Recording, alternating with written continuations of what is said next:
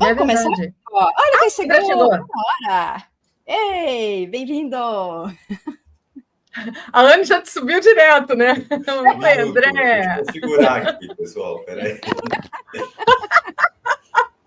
Já apareci direto? Minuto, que eu não tô ouvindo vocês. Foi sua amiga aí do lado, aí, ó, foi. Não quero entregar ninguém. Vamos mudar o áudio aqui. Tá, peraí, que não tá nos ouvindo. Agora eu tô ouvindo. Ah, beleza. Tá ouvindo? A gente pegou o André no susto, assim, ele botou o nariz aqui e já veio pra tela. Como foi isso? Que eu já fui direto pra tela, assim? Foi sua... Eu não quero entregar ninguém, André, ó. Não quero entregar ninguém. Não fui nem eu. André, seja bem-vindo! Muito obrigado pelo convite. É uma honra. O meu som tá bom? Tá ótimo. Ah, tá legal, ótimo. então, pessoal. Por enquanto, a gente estava só aqui tricotando, né? Só dando os recados paroquiais e falando, né? Porque assim, a gente fez uma enquete no canal para ver o tema que eles queriam que a gente falasse. E a gente despretensiosamente colocou assim, Serra do Roncador. Para quê, né? Foi assim, praticamente unânime. E você não estava escutando que nós duas, a gente estava fazendo o roteiro hoje juntas, né? A gente começou a pirar. E assim, não chegamos nem na metade dos itens que a gente tinha separado. Para. E a gente já pegou cada coisa bombástica, a gente já estava pirando. Não, eu falei, Anne, vamos parar, porque senão o André ainda vai entrar com a gente. A gente vai até que horas com essa live, a gente vai fazer parte 2, né? Porque não tem condição. A quantidade de coisa que tem. É porque, cara, vamos imaginar o seguinte. O Brasil, a última fronteira da arqueologia, tem muita coisa. Mas só que ali o problema é que não é só arqueologia oculta. Tem intraterrenos, tem avistamento de coisas que vêm do céu. Os indígenas da região falam de intraterrenos assim normalmente. Então, é um problema meio sério, sabe? Para a gente conversar assim. Não é um lugar normal, né? Não é um lugar comum. Então, e tem a questão do Fawcett, tem a questão do próprio Rondon, né? Eles foram contemporâneos e tem aí, nas minhas investigações, teve uma rusga entre eles. Então, nossa, tem muita coisa para falar desse lugar. Mas... Tem muita treta. Tem muita treta. Isso não dá pano para manga, isso dá para um guarda-roupa inteiro. Sim, com certeza. A Cris já está fazendo o anúncio. Amanhã tem Cláudio Cernaga no canal do André, todo mundo lá. Eu vim com a camiseta, né? Gente, fala nisso, olha, a gente chamou o André de última... Ele vai falar sobre lua, isso, tá? novo. É na lua isso aqui. Que legal. A gente chamou o André de última hora, então depois o André vai passar as coisas, a gente vai colocar aqui na descrição, tá? O canal do André.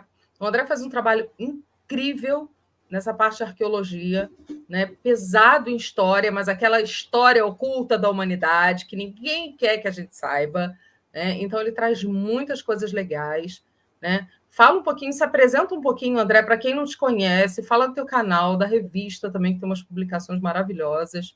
Fala aí um pouquinho de você aí para o pessoal que não te conhece. Certo. Meu nome é André De Pierre. O meu canal no YouTube, eu já estou aí desde 2019. Falando de história oculta, né? Muitas questões que vocês falam aqui no canal também. Eu sou historiador, eu também sou editor. Eu tenho mais de 50 livros editados e 31 revistas editadas também, que a revista Enigmas já tem 31 edições. E eu faço pesquisa de campo também, sou pesquisador, explorador, né? Estou até voltando de uma super pesquisa que eu fiz aí em Rondônia. E vamos ter mais pesquisa esse ano, viu, gente? Também em fevereiro eu vou estar indo num estado aí, ainda é segredo, tá fazendo uma visita na época do carnaval, mais ou menos. Então, muita coisa vai acontecer aí para frente. Mas no meu canal, eu trato... As minhas lives, onde eu apareço sozinho, nos meus vídeos, eu trato mais de história, realmente. É muito pesado de história, que nem a Dini falou. Na verdade, eu faço o revisionismo histórico. Eu pego o que estão falando e vou destrinchando aquilo, vendo se é verdade ou não, né? E eu acabei descobrindo que, principalmente a história do Brasil, é um vazio completo até o século XIX. É assustador. Quando você começa a estudar, teoricamente mesmo, a história do Brasil, você vai ver um vazio completo a primeira tentativa de se fazer uma história do Brasil mesmo, completa, foi em 1868 só. Então, gente, não tem documentos das cidades, dos estados. É totalmente oculta a história do Brasil nessa época, tá? Eles chamam de período colonial, mas é uma invencionice que sai da cabeça de 3 aí que escreveram, os principais que escreveram a história do Brasil, foi o Sérgio Buarque de Holanda, Caio Prado Júnior e Gilberto Freire. A partir disso, é um copia e cola, copia e cola, copia e cola, copia e cola. Muitas coisas são baseadas em cartas, em aventureiros que foram no local. Como assim? Quando eu vou para esses lugares, para essas selvas e tal, eu fico pensando como que um aventureiro no século, sei lá, XVI consegue saber onde ele está exatamente se eu não sei com GPS. Né? Então, assim, são os caras de gabinete, eles não vão a campo, eles não têm a ideia do que é ser um aventureiro que sai por aí e fala, ó, tem tal coisa em tal lugar, mas não sabe dizer exatamente onde é. Respeito às fontes, né, André? É só a fonte já efetivamente carimbada como fonte confiável, a única que pode ser citada, esse que é o problema. Exatamente.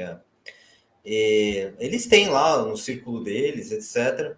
Mas eu vou dizer, o meu trabalho entre assim historiadores que dão aula e tal, ele é até bem aceito. Ele não é um trabalho assim tão contestado nesse sentido, porque é uma coisa meio nova aqui no Brasil, esse negócio do revisionismo histórico. Eu vejo muitos historiadores entrarem em contato comigo, já falaram que já levaram meu conteúdo para a sala de aula, etc. Teve até uma professora no Japão que lá no Japão eles têm escola só de brasileiros e levou o conteúdo para a sala de aula. Isso já aconteceu. Então, assim, eu vejo que nós estamos num momento de revelação mesmo. Não vai dar certo tentar esconder. Eles não vão conseguir segurar, né? Isso que você está falando é interessante, André, porque eu tenho uma pessoinha aqui, que o meu marido, o Zeno, ele ama história e arqueologia proibida, né? Aqui em Santa Catarina, então ele sabe de muita história, até porque por essa paixão que ele tem e pela atração que a gente tem por muita coisa, né? Eu também sou doido em história, sempre fui. Mas o interessante é que eles não apagam só dos livros de história, né? Eles apagam fisicamente falando, né?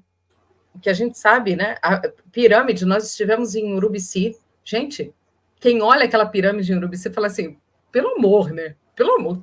A gente está para trazer isso aqui ainda. É inegável.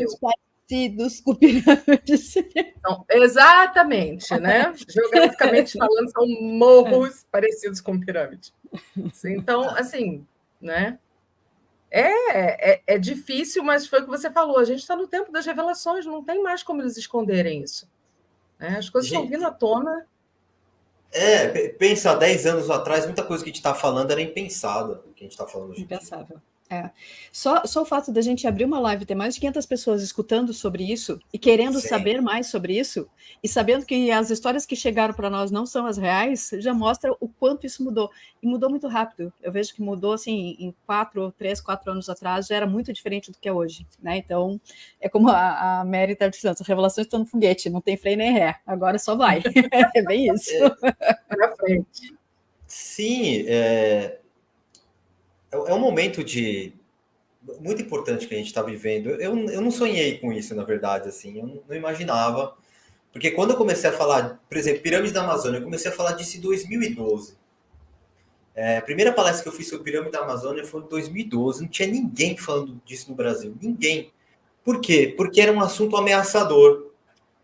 Lembra do que aconteceu? Você conhece a história, Dini, do que aconteceu sobre a pirâmide da Amazônia na década de 70, do Tatu Canari, etc.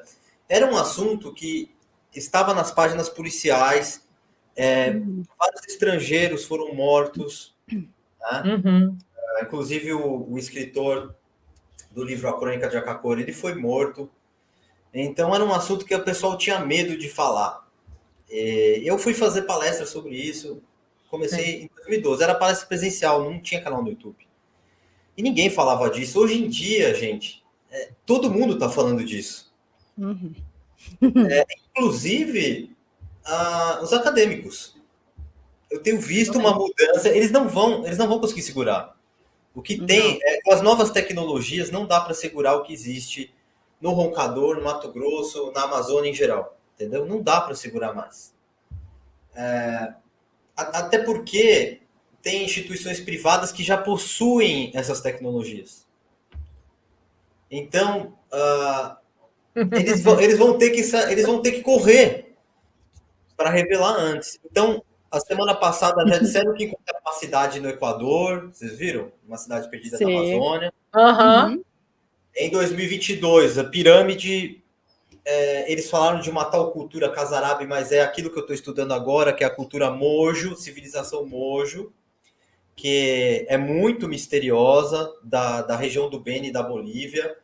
E eles não disseram o nome verdadeiro de quem construiu a pirâmide, eles chamaram de cultura Casarabe. Os alemães foram lá e encontraram as pirâmides. Eu só fui entender agora a história toda com a pesquisa que eu fiz em Rondônia. Então tem muita coisa a ser revelado. E o Mato Grosso está nesse contexto, tá, gente? O Mato Grosso está no contexto dessa civilização da Bolívia. E é por isso que o Fawcett passou a maior parte do tempo entre Brasil e Bolívia. Porque é ali que está a coisa. Mesmo. Ali é o quente. Ali é o quente. Uhum. Ontem eu estava vendo um vídeo de um canal americano. Eles falam de reversão magnética, análise geofísica. Esse é o mote deles, mais assim, essa avaliação de tempo espacial, clima espacial, mais ou menos sobre isso. O nome do canal é Magnetical Reversal. Só que eles estavam falando, eles dão um apanhado de notícias científicas e aí trouxeram essa coisa das cidades da Amazônia. Só que isso é tão confuso que as primeiras imagens que eles começaram a mostrar foram as imagens do LiDAR do pessoal do Dáquila, das quadras. Olha só. Né? E eles referindo a cidade que tinha sido descoberta agora, que um povoado que... Cara, 50 mil índios, né? 50 mil habitantes é o que se imagina que tenha sido a população daqueles povoados que foram descobertos agora no Equador. Enfim, né? Tem muita coisa para ver. Essa questão da concorrência com o LiDAR foi muito bom ter acontecido. Porque depois disso já teve o projeto Amazônia Revelada lá do arqueólogo da USP. O pessoal está correndo, e foi bom isso ter acontecido. Um estímulo, né? Um estímulo para as pessoas também. Eles vão ter que mostrar serviço. Eles vão ter que mostrar serviço agora. Serviço. Eu acho que isso botou uma pressão, sabe? Dá para perceber. Os caras estão correndo agora. Você vê o National Geographic. Corrida do ouro, né? Literal. Corrida do ouro. National Geographic, né, que está por trás disso tudo que a gente vem falando. Toda essa história mentirosa, assim, o porta-voz foi o National Geographic no século XX. Ele foi o grande porta-voz disso. Claro que por trás dele estava o Smithsonian e outras coisas, né? Sim. Mas, assim, o porta-voz foi o National Geographic através dos seus documentários e revistas, etc., que era lida por toda a elite. Eles vieram financiar as buscas desse projeto aí do arqueólogo da USP. Então, eles viram que não ia dar. Eu percebi isso, sabe? Eles vieram rapidinho. E são mais ou menos os mesmos locais. É bem interessante.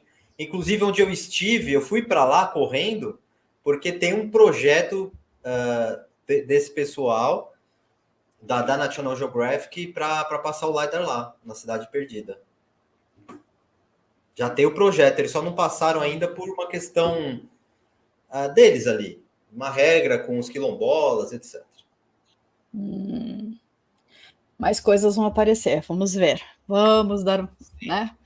Estamos observando. Aliás, eu tava, antes de entrar aqui na live, eu estava assistindo a live do Adriano Pedras Preciosas, que o André já está careca de escutar falar as histórias do Adriano. Todo mundo manda coisa do Adriano para ele. O Adriano é um garimpeiro, tá? Ele mora no Acre, e ele anda circulando naquela região. E aí, quando começou essa história de Ratanabá e as imagens do Forte Príncipe da Beira, que o André fez uma live maravilhosa e está na revista, ele foi até lá. E ele também tem várias filmagens. E ele, despretensiosamente, a cada live que ele abre, ele bota trechinhos de vídeos de lugar que ele andou. e está cheio de ruína no meio da floresta. Simples assim. Eles assim, gente, o que mais tem aqui é ruína de cidade, no meio desse mato aqui. Eles assim, faz 40 anos que eu circulo por aqui, e o que mais tem é isso. E o pessoal, ninguém fala nada, ninguém quer saber. Na verdade, a Anne já compartilhou. A Anne acabou já compartilhando alguns vídeos com a gente lá no grupo, né? E as pessoas não dão muita voz, né? Porque o cara tá ali fazendo, mas, né, aquilo ali fica meio que oculto, né? E aí você vê que, poxa, pelo amor, né? O cara tá lá, tá fazendo um trabalho, tá presencialmente no local e, né? Mas não tem mais. Foi o que você falou. Agora a gente vai trazer com força muita coisa. Não tem como segurar mais, ó. Você vê, né? Você citou o pessoal do DACA, você citou o Adriano, que estão lá toda hora. Tem mais gente que está indo para lá. Tem um outro também. Qual que era o nome? Esqueci. Ginho, né? Ginho da Cel, alguma coisa assim. Também parece que o pessoal sempre manda vídeo e tal, parece que também circula por lá. Não tem mais como segurar. E essas cidades estão lá mesmo. Mas é muito difícil encontrar por conta das árvores. Então, vegetação ali intensa, a vegetação é muito intensa. Então, o que acontece com a tecnologia do LiDAR agora, essas árvores saem e só aparecem as ruínas. Só o terreno. Terreno embaixo. Tem algumas áreas, é aquela coisa, eu adoro ficar garimpando coisa no Google Earth, né? Por mais que tenha áreas borradas, a gente encontra coisas. Né? A gente consegue muita coisa. E agora, de novo, para preparar essa live, tem umas áreas ali que já está desflorestada, que o terreno é cheio de covinhas, cheio de buraquinhos. Tá? A gente acha uma imagem parecida com aquela lá na região da Carolina do Sul, nos Estados Unidos. Né? Que é uma área disputada como tendo sido uma queda de um meteorito e aí ter produzido aquele tipo de erosão que foi assim, os destroços batendo em alta velocidade e produzindo aquele tipo de alteração do terreno. Cara, não tem nada disso no Brasil. Nada. Nos Estados Unidos, o território quase todo já tem mapa do LiDAR. Então, assim, para cada estado tem o órgão de geografia e de geologia com mapeamento LiDAR. Então, a região, tanto lá da Carolina do Sul, do sul dos Estados Unidos de modo geral, mas toda a parte lá dos Escapelands, que eles chamam, que é a área que foi devastada, né, lavada pelo degelo, aquilo ali tudo é mapeado. Né? Então, são bibliotecas de imagens que são públicas, a gente entra nos sites oficiais do governo, do estado, e dá para baixar, né? E assim, gente, dá para ver a história acontecendo ali no terreno. E aqui a gente fica com essas historinhas assim. Cara, eu tô mais para aceitar as histórias do Mud Fossil. Aliás, ele largou um vídeo no sábado agora, de uma montanha na China que periodicamente libera ovos de rocha. Os ovos de rocha brotam da parede da montanha. O negócio é assim. Tá lá o vídeo, não tem como falsificar aquilo lá, né? E é um negócio que, para comunidades, aqueles são objetos sagrados, porque simplesmente os ovos saem da parede da montanha. Ovos de rocha. Você acha? Então, cara, tem tanta coisa que a gente não sabe. A gente não sabe, né? Simplesmente não sabe. É porque eles escravizaram a nossa mente pelo sistema educacional e tal. E a gente está se libertando.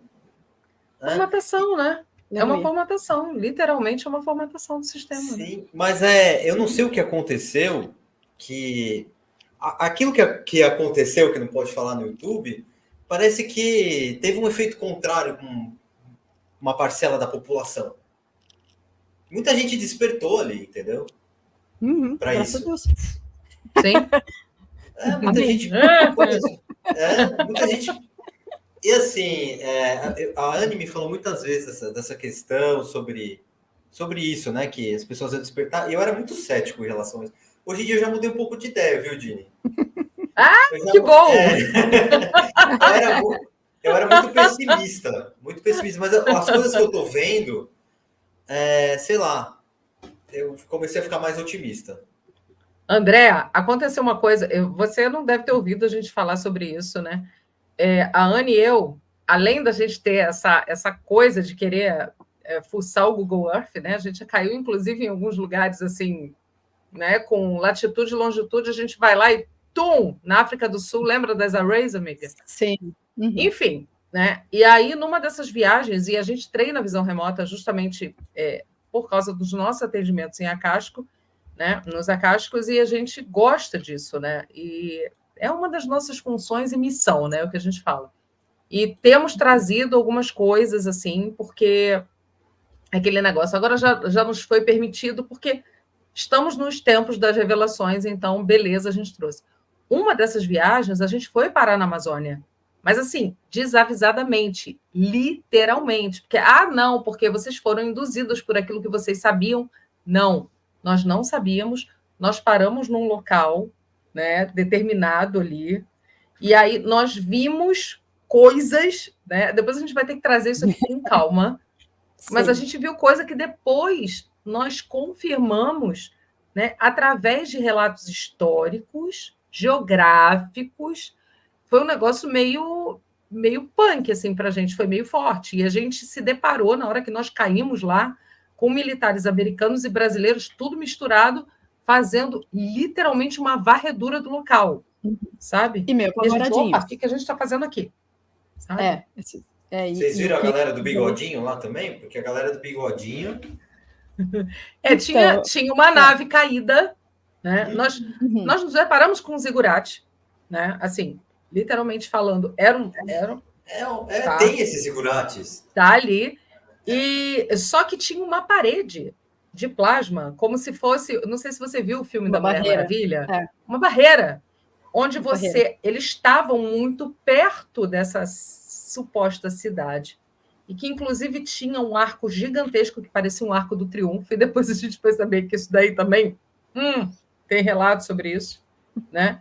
E aí, a gente olhando aquilo, onde é que a gente está, e a gente passa por essa barreira, a gente dá de cara com intraterrenos, inclusive, literalmente saindo do chão. O que é isso? Do chão. Né? Então, assim, como eram esses seres?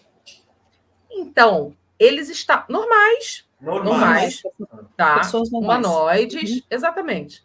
Né? Eles estavam com vestes, inclusive, parecendo roupas greco-romanas, né? Umas túnicas. Né? Atlantis, total. Completamente, sabe? Até porque eles eram maiores que nós. Sim, bem altos, né? 2 metros, 2,5 metros, assim, não dá para precisar, mas eram altos, né? E tinham mais pessoas. Até hoje a gente não descobriu por que a gente foi para lá. Não, mas assim, não, porque nós ficamos tão espantadas que depois a gente saiu, sabe? Porque o que a gente está fazendo aqui?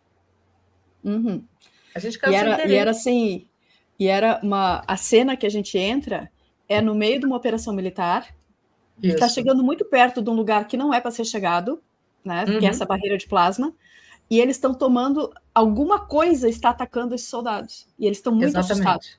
Né? Então, essa é a cena. Eles estão sendo atacados e eles não sabem o que eles estão enfrentando. E eles, o que nos dava a impressão é que eles viam esses seres que a gente via de uma forma física, porque a gente estava lá dentro da barreira de plasma e via eles saindo do chão, eles pareciam para os soldados como se fossem fantasmas. Assim, essa era a imagem que me passou. Né? E outra coisa, né? Tinham povos nativos ali, e que estavam do outro lado da barreira, de onde nós estávamos. Quando a gente passa, eles estão ali. E aí você olha aquilo e você fala, oi? Mas era uma mistura de gente. E assim, deu um certo receio, porque a sensação que a gente tinha era que aqueles soldados, aqueles militares que estavam ali, eles estavam em busca daquilo que a gente acabou acessando, né? E nós ficamos assim, meu Deus, será que a gente vai acabar atrapalhando, né? De alguma forma, e aí vamos sair daqui, a gente se pirulitou, mas e não voltamos. Mas foi muito bizarro, porque depois o que a gente foi fazer lá? Então, agora a gente tem 2 tarefas que já estão agendadas, que uma é a gente ir lá no Forte Príncipe da Beira, ver o que tem que lá, e eu já tive algumas ideias, mas por enquanto, assim, foi só flashes, e eu preciso estar junto com a Jenny, porque funciona melhor quando a gente vai junto, e a outra a gente vai ir para a Serra do Roncador, porque, né, a gente ter caído nesse assunto não é por acaso também, tá? E é muito louco. Saber tudo depois, hein? Com certeza.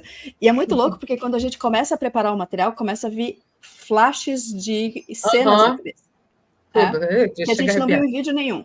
Tá? A gente não viu em vídeo nenhum, não escutou nada. Então, isso nos dá um gancho que a gente tem uma permissão para conseguir pesquisar depois. Tá? E é muito louco, porque quando não é para ser, a voz vem e diz assim, não. Não. Tipo, não. Pode ver. Não tem explicação. Não. Sai daí. Vamos ver se vocês vão conseguir ver o artefato que existe lá. Bora. Nem deixa bem assim. Eu não li a reportagem. Não leia. Eu não li a reportagem ainda para não ficar influenciada. Tá? Pronto. Também não vou ler. Mas assim, a pessoa que viu, que na verdade ela não conseguiu ver na sua completude, mas a médium que trabalhou nessa matéria comigo, ela não conseguiu acessar de tão difícil. É interessante que só de pensar tão difícil nesse lugar, que é o artefato. me vem uma tristeza muito grande. Vem assim, a psicosfera que vem daquele lugar é dor e tristeza. Não sei te dizer porquê, não sei a questão, pesado. mas é isso. O que vem de lá é isso, que dá um aperto, assim. Não é para qualquer um ir para lá. Eu fui com saúde 100%, fisicamente 100%, trincando 100% a saúde, assim, fazendo os melhores tempos na corrida, meus melhores treinos na musculação e tal. Ia ser saúde, fazia mês que eu não tomava medicamentos, nem para dor de cabeça, nada. Eu voltei de lá, dores na panturrilha, dor de cabeça, muitas vezes. De 15 em 15 dias aparece uma dor de cabeça. Então, não é fácil. Tá? O local ele é um local realmente pesado, mas maravilhoso ao mesmo tempo. Você fica maravilhado, mas não é para qualquer um fazer pesquisa lá, não. Mas já a Cidade Perdida, lá na mata, ela já tem um clima diferente, já é uma energia mais neutra. Porque aquilo deve ser muito, muito antigo. Mas ali o Forte da Beira, antes dele ser o que ele é hoje, com certeza foi um local de muito sofrimento mesmo. Não, e a gente pega, né, André? A gente pega tanto esses sambaquis, todos esses lugares que tem, né, essa história da arqueologia proibida, você tem essa questão energética, né? O que eu falo, aqui em Santa Catarina, não é que seja energia negativa, você tem uma energia mais densa, até justo pelos acontecimentos, né? Santa Catarina é dose. Eu falo isso aqui em casa, que às vezes eu sinto uma energia mais densa em alguns lugares, sabe? Sim, Urubici. Aquela coisa... Urubici, por exemplo. Urubici tem uma energia muito densa. Bem densa. E já não acontece lá no Ipuã, onde tem as pedras, no Ipuã. Ali já é melhor, mas você já vai na Pedra do Frade, já não é tão bom. Então, tem essa questão energética muito forte nos sítios arqueológicos. Olha o André revelando essas percepções, essas sensoriais, que ele ficava quietinho, olha aí, ó. Sim, não, mas, gente, vocês não têm noção. Esses sítios, a maioria deles tem energia pesada mesmo, né? Sim. Mas o quê? Mas e assim, você tem que pedir permissão antes de entrar no sítio também. Você não pode ir chegando e tal. Você tem que pedir permissão, você tem que dizer que não está lá para roubar nenhum tesouro, para não depredar. Né? Literalmente. Por isso que muitos arqueólogos são amaldiçoados. Totalmente amaldiçoados, entendeu? A gente tem essa percepção, assim, de que... Bom, na história, né? Na história que chega para nós, a gente sabe que a construção do estado de Santa Catarina, especialmente, tem dizimou a população nativa local, né? Mas quando a gente foi lá ali no Sambaqui da Ferrugem, o que eu vi ali não era a época da construção do Sambaqui. A visão que eu tive é muito anterior, porque eu via aquilo que hoje está absolutamente no litoral, eu via como no meio do território. Eu tinha dezenas, centenas de a coisa de subiu. A coisa assim. Era território, aquilo ali era uma plataforma de embarque e desembarque, uma plataforma de pouso e decolagem. Quando a gente fala de Anunnaki, né? Era o que estava por ali também.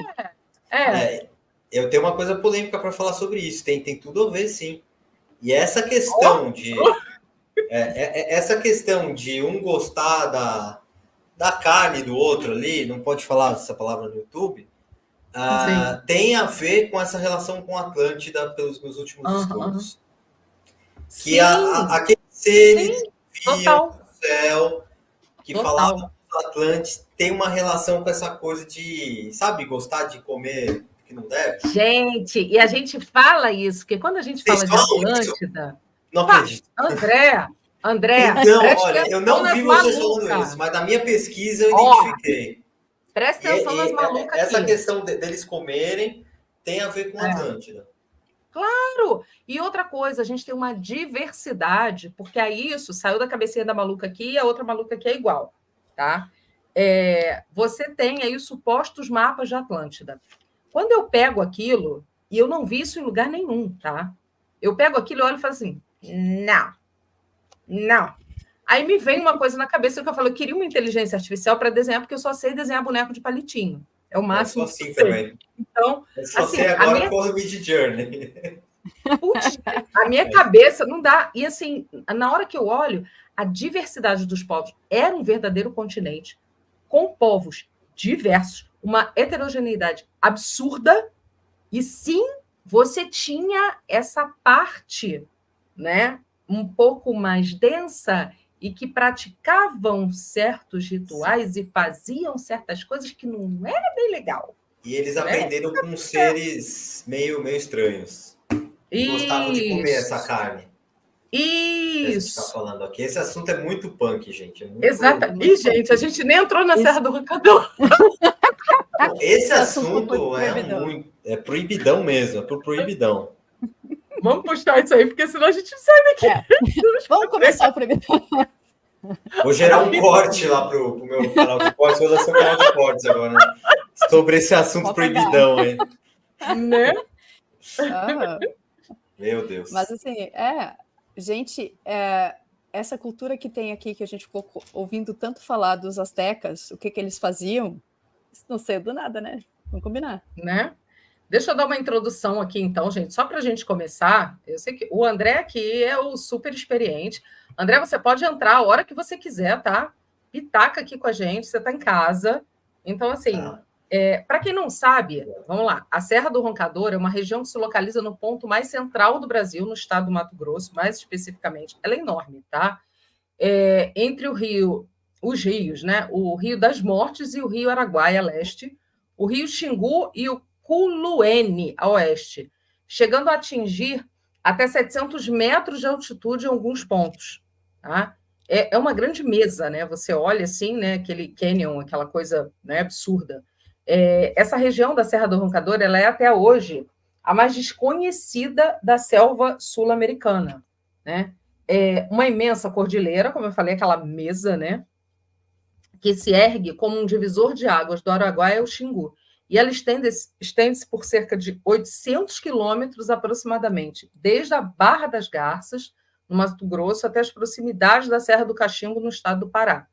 Isso é só para dar uma situada em vocês, onde é que a gente tem aí a Serra do Roncador, né? E aí, vamos lá? Você está com o slide aí, amiga? Aí, ó. Então, o Maps aberto aí para vocês darem uma olhada. É vasto, o território é grande, gente, tá? A coisa ali não é nada pequena. Isso. Deixa eu compartilhar um vídeo que mostra essa... Deixa eu só achar qual deles é.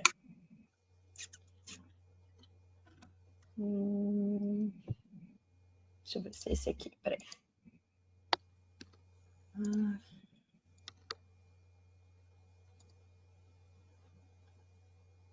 Será que eu fechei? Acho que eu acabei fechando. Fechou? O próximo slide, a gente tem aí o pedaço que fala do ronco. Eu acho que tem, no próximo slide, acho que tem o link do vídeo. Que é esse aqui. Não entrou. Ele pede o link no... Aqui, gente, esse vídeo aqui, eu acabei fechando ele. Tá.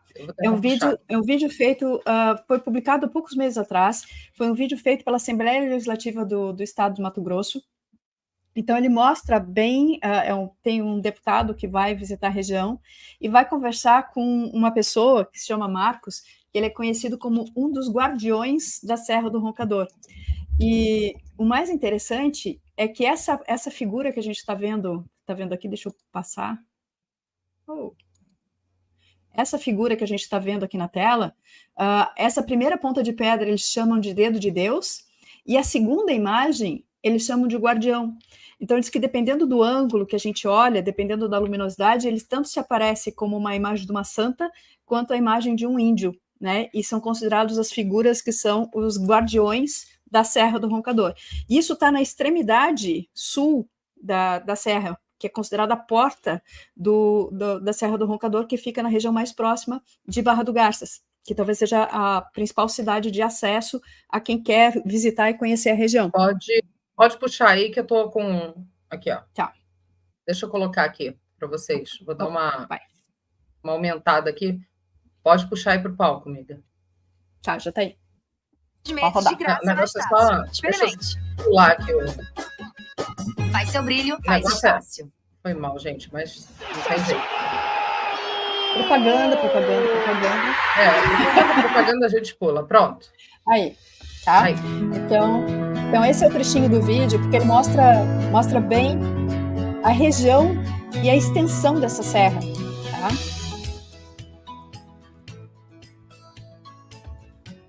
A imagem do guardião que a gente tinha falado. A Serra do Roncador tem cerca de 800 quilômetros de extensão. Ela é o corredor que divide o Cerrado e a Amazônia. É o berço das águas das bacias do Araguaia e do Xingu.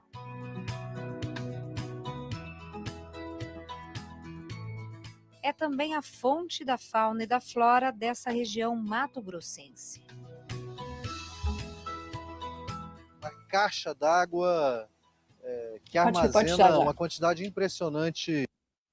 Pode puxar daí. Então, pronto. Isso. Dá para ver o tamanho da região. Então, quando a gente fala Serra do Roncador, não é um grupinho de montanhas, não. É uma área imensa. O Mato Grosso é um estado gigantesco. E essa serra ela ultrapassa o limite do Mato Grosso e vai até o Pará. Né? Ela entra um pouco ainda no estado do Pará. Então, assim, imagina a quantidade de coisa que pode ter debaixo de uma cordilheira de 800 quilômetros de extensão. Né? Alguns dizem que, algumas pesquisas dizem que pode chegar até 1.000 quilômetros, porque tem áreas que são esparsas, mas que ainda fariam parte dos contrafortes, né? da estrutura. Né? Voltando, deixa eu só voltar para mostrar melhor essa outra imagem aqui, que é esse tipo de relevo, que a gente chama de mesas. Né? Isso. E o nome de roncador vem por conta da passagem do vento pelas fendas. Então, assim, como esse é um maciço de arenito, é um tipo de rocha que ela é uma rocha que sedimenta com facilidade, ela se desmancha com facilidade porque ela tem baixa dureza. Então, ela produz o tipo de erosão que ela sofre, produz essas fissuras. É o mesmo tipo de formação que a gente vê, por exemplo, no Monte Roraima. Não por acaso, outra estrutura de mesa, que também é cercada de mistérios, né? Então, eu achei muito interessante esse tipo de relevo parecido também. Sim. Depois a gente tem aqui no Rio Grande do Sul, apesar de não ser com tanta altitude, a gente tem uma estrutura que é parecida numa área que se chama de Minas do Camaquã. Até eu tinha falado para o André, quando você quiser fazer alguma pesquisa, Minas do Camaquã é um lugar legal para ver, porque as histórias são muito parecidas. Então, é um lugar repleto de lendas, repleto de cavernas, de histórias de seres que só aparecem de vez em quando, seres que moram em cavernas ou grutas e que só se fazem mostrar em alguns períodos. É um monte de história, tem mais uma vez, lá vem Urubici, não por acaso, tem uma mesa, claro que não desse tamanho, nessa dimensão, mas tem ali que me causou uma certa impressão, né? Vamos deixar assim, só uma certa impressão, mas tem uma mesa. Senhora mesa. E outro lugar onde tem rochas de arenito com erosões interessantes é nos Estados Unidos, na região de Utah, Arizona, que também pega uma extensão enorme, que é a região do Grand Canyon, e cujas há quem discuta que realmente talvez o mecanismo descrito de erosão para formar esses desenhos não seja exatamente aquele. Já tem um monte de gente falando das árvores gigantes e dos não sei o que mais, que isso aí na verdade, são fósseis de estruturas biológicas gigantescas que foram, talvez, uma fase bem ancestral da Terra, né? Exatamente. Passando para o...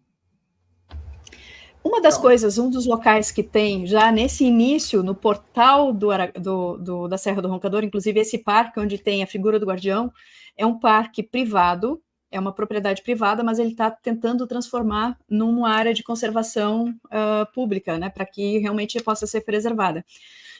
E esse senhor, o senhor Marcos, é um senhor aposentado, comprou a região, comprou as terras na região para fazer, porque diz que quando ele comprou não tinha nada de floresta, ele está deixando reflorestar para preservar aquela estrutura e não deixa ninguém fazer nada na volta, assim. Então ele está atrás de incentivo, e ele estava dizendo que a nossa legislação é tão complicada que ele gastou muito menos para comprar as terras do que ele está gastando para tentar transformar isso numa área de reserva, de tantos certificados e autorizações e mapas e a parte burocrática, porque tem que ter laudo de engenheiro, laudo de geógrafo e mapeamento, então está sendo bem complicado para ele conseguir efetivar isso. Mas um dos locais que está já nesse portal, nesse pontal, é essa estrutura que eles chamam de pedra do arco. E essa pedra, além de ser um mirante, ela é considerada um dos portais presentes na Serra do Roncador. Então a gente já começa a chegar a ser portais, no plural. Tá? Então, se vocês procurarem pontos turísticos da Serra do Roncador, essa foto aqui, essa região, vai ser uma que vocês vão ver com bastante frequência, porque tem muita gente publicando fotos nesse local. Para a próxima. É Mauro, é verdade, Diego. Obrigada, é Mauro. A gente chega aos mistérios, né? Nós detalhamos alguns itens para vocês. Foi o que eu falei no início da live, não deu nem para chegar na metade. Então, assim, só vamos listar aqui, eu vou ler aqui para vocês, e vou deixar a palavra com o nosso queridíssimo André, que veio aqui com tanto carinho, né? Porque a gente vai entrar na história um pouquinho, na história do Fawcett, que é uma das histórias mais emblemáticas, né? Se não a mais emblemática da Serra do Roncador, como o André mesmo falou.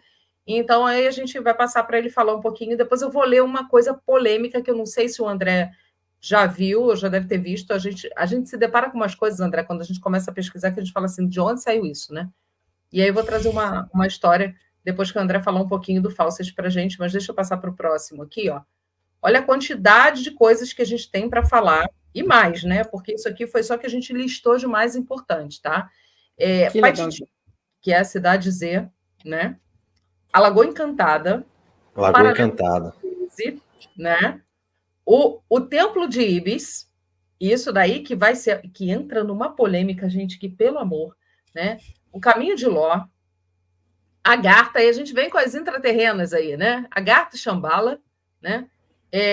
Conhecido também como Chakra do Planeta, a gente vai falar um pouquinho sobre isso.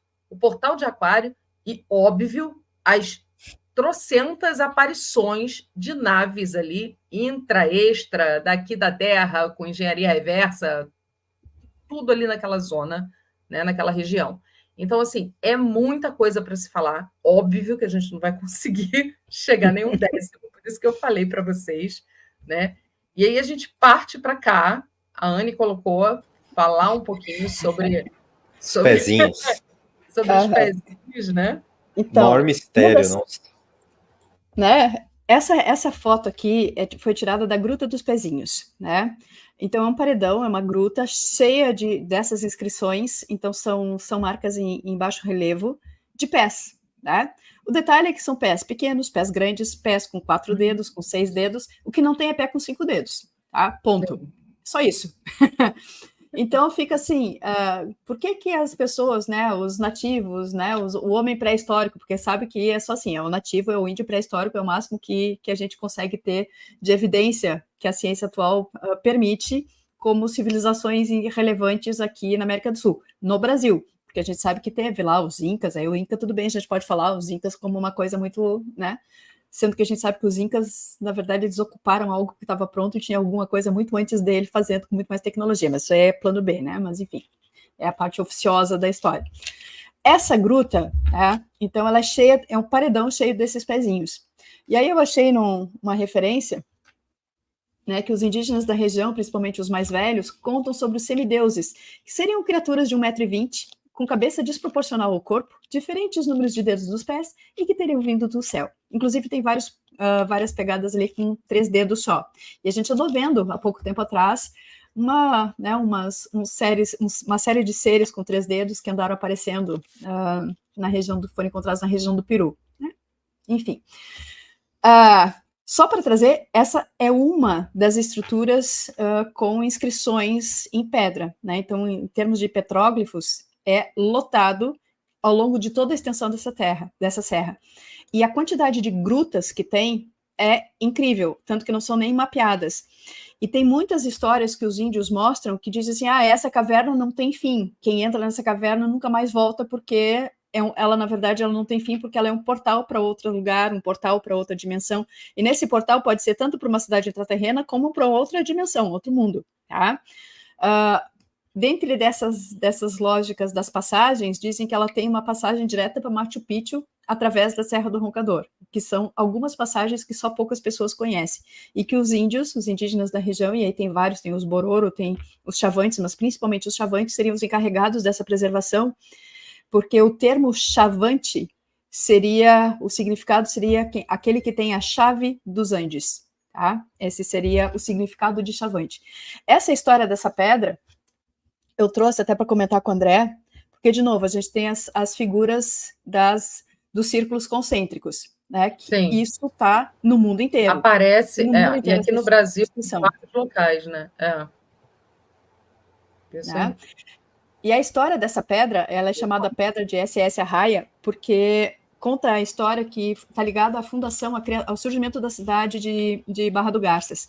Diz que no início, antes de existir a cidade, um grupo de garimpeiros, enfim, de exploradores, estava lá e eles tinham enchido uma garrafa com diamantes. Só que eles foram atracados por um grupo de índios, então eles esconderam essa garrafa com os diamantes debaixo de uma pedra no rio e fugiram. Eles voltam alguns dias depois, só que aí o rio estava no nível muito alto e eles não conseguiam mais pegar a garrafa. Então eles marcaram uma pedra com o nome de um deles, que é o Arraia. Tá? E aí quando eles voltam e tiram a pedra está cheia de inscrições. E aí o rio estava mais baixo do que na vez inicial, e essas inscrições é que estão na pedra marcada como Arraia. E hoje ela está exposta. Não sei exatamente onde que está ela exposta, mas imagino que seja na cidade de Barra do Garças. E ela faz parte do folclore local. Mas esses círculos concêntricos é um tipo de inscrição pictográfica que a gente vê em vários lugares do mundo. Né? Inclusive, algumas das inscrições que aparecem nessas grutas da região da Serra do Roncador remete ao Squatman, que aparece também, que seria uma evidência do universo elétrico, de um jato de evidência de jatos de plasma, e também está lá essa figura presente nas inscrições pictográficas da Serra do Roncador. Não sei se o André tem algum conhecimento a respeito disso. Esses círculos concêntricos que existem na região, você vai encontrar muito parecido ali também no Forte Príncipe da Beira, né? Eu encontrei uma pedra com essas inscrições, uma pedra, inclusive, que não risca, né? Eu mostrei ao vivo. Sim. Peguei uma amostra, tentei riscar a pedra não risca. Depois a gente descobriu, fez análise, ela tinha... era de uma dureza nível 7, né? De 0 a 10 ela era nível 7. Ela só poderia... ela só poderia ser riscada por diamante, aquela pedra. E lá tinha os desenhos profundos nela, e tinha esses círculos concêntricos. Especificamente dessa civilização antiga, que nós vamos chamar hoje em dia de civilização Mojo, que habitou Mato Grosso, a Rondônia, o Acre e o Beni, na Bolívia. Eu diria que isso aqui é a representação de vilas ou cidades indígenas que tinham exatamente esse formato. Exatamente esse formato. Tipo Atlântida. Calma, nós estamos falando de 1000 anos, né, para cá, 2000 anos, não se sabe, vai?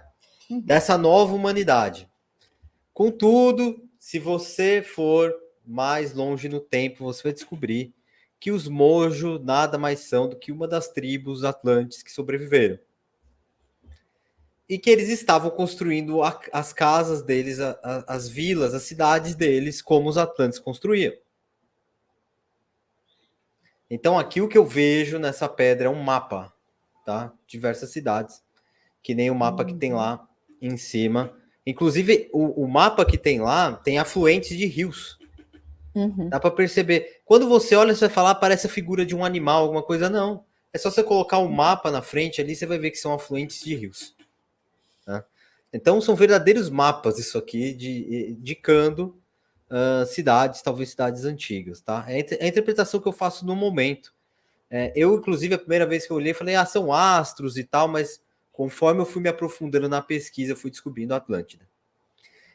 E exatamente, estudem, coloca aí, Cidade de Atlântida, vocês vão reparar que o formato é esse aqui. Tá? Exatamente esse. Muito bom. Eu falando de microfone fechado, eu tô aqui, círculos concêntricos. Então, gente, eu até vou sugerir aqui, a gente faz ao vivo, tá? Eu ia falar sobre Paititi agora, mas o que acontece? O André veio aqui, a gente já está com 1h13. Eu vou sugerir, acho que a Anne vai concordar comigo, a gente vai deixar o André falar um pouquinho do Fawcett, que ele sabe sobre isso, né? Até porque eu quero trazer a história polêmica da mulher do Fawcett, depois que o André narrar um pouquinho sobre o Fawcett, né? Sobre toda essa incursão aí nesse local, né? A questão do sumiço dele, enfim, né? A gente fazer uma pincelada, né, sobre esse assunto mais polêmico que gira em torno aí da Serra do Roncador, né? Dá uma pulada aí nos slides. Espera aí. Vamos lá. Como é um lugar que tem muito avistamento, tem o primeiro espaçoporto para naves do Brasil, tem mais de 25 anos que foi inaugurado. Está lá em Barra do Garças também. Olha só. É verdade. Eu vi isso no Google Earth. Dá para ver esse espaço-porto. Mas aí depois a gente volta nessas coisas. Cadê o slide do Fawcett aqui? Peraí. Pronto. Vamos deixar o André falar um pouquinho sobre... Não se preocupem comigo, eu estou aprendendo com vocês. Mas André, mas a gente fala muito, você não tem noção. Se deixar nós duas aqui, solta que é uma coisa, sabe? Então... Vamos começar pelo Paititi, que eu acho que é legal a gente introduzir. O que é o Paititi, gente? Isso é muito importante, tem a ver com essas pedras aí. O Paititi é uma espécie de Eldorado, tá? Mas, na verdade, se você for estudar profundamente, o Paititi era uma nação antiga que, por algum momento, foi contemporânea aos Incas, mas contemporânea à civilização Mojo e vai para trás, algo muito antigo. Existe uma inscrição, né?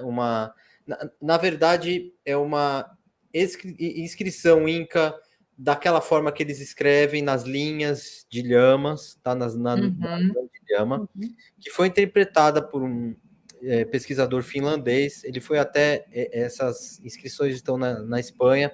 Ele foi até a Espanha e descobriu algo muito importante sobre o Paititi, que o Paititi, em algum momento da história, fez parte do Império Inca, mas foi por pouco tempo.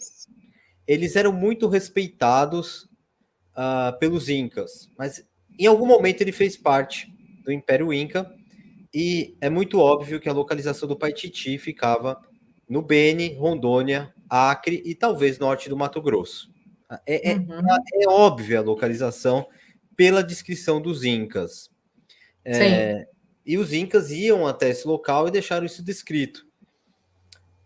Então, a cidade perdida que nós localizamos lá e tal, que o pessoal chama de labirintos, está nesse contexto de Paititi. Agora, a gente não sabe se aquilo que está do lado do Forte Príncipe da Beira era realmente a cidade dourada do Paititi, e talvez o Forte Príncipe da Beira tenha sido construído ali para essa finalidade. Eles localizaram o Paititi, essa cidade dourada e tal. Também tem a questão do Paititi ter sido utilizado pelos Incas para fuga quando os espanhóis chegaram. Então, eles teriam usado estradas subterrâneas, que a América do Sul, assim como diversos continentes, aí tem estradas subterrâneas desde a outra humanidade, tá? Isso aí é bem mapeado, só não pode falar que existe na América do Sul, mas em outros continentes isso é relatado de forma tranquila até. Só no Brasil não pode. Então, eles teriam chegado até o Paititi, ou seja, até aquela região, pelo subterrâneo. Eles falam muito de refúgio, né, André?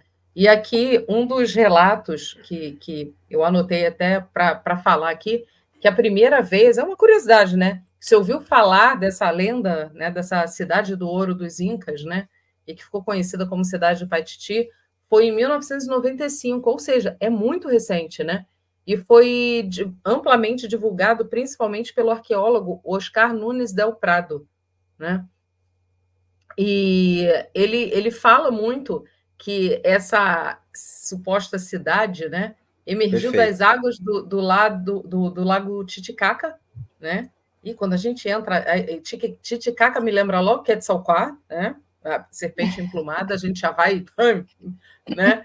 E ela teria isso que aí vem a polêmica, né? Uma capital com o nome de Manoa, também conhecida como a cidade dos telhados resplandecentes.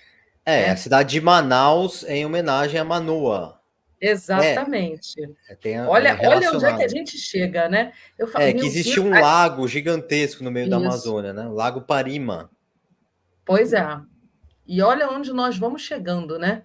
E aí, essa história é passada pelos nativos, né, aos conquistadores espanhóis, né? E diziam que Paititi seria um reino encantado, perdido no meio das selvas, né, ali, e habitado por uma estranha raça de seres adoradores do sol, conhecidos como... Aí, eu anotei o nome, tá, gente? Epaminondas, né? Peraí. Euaipanomas. Euaipanoma. Euaipanoma. Trava-língua. Né?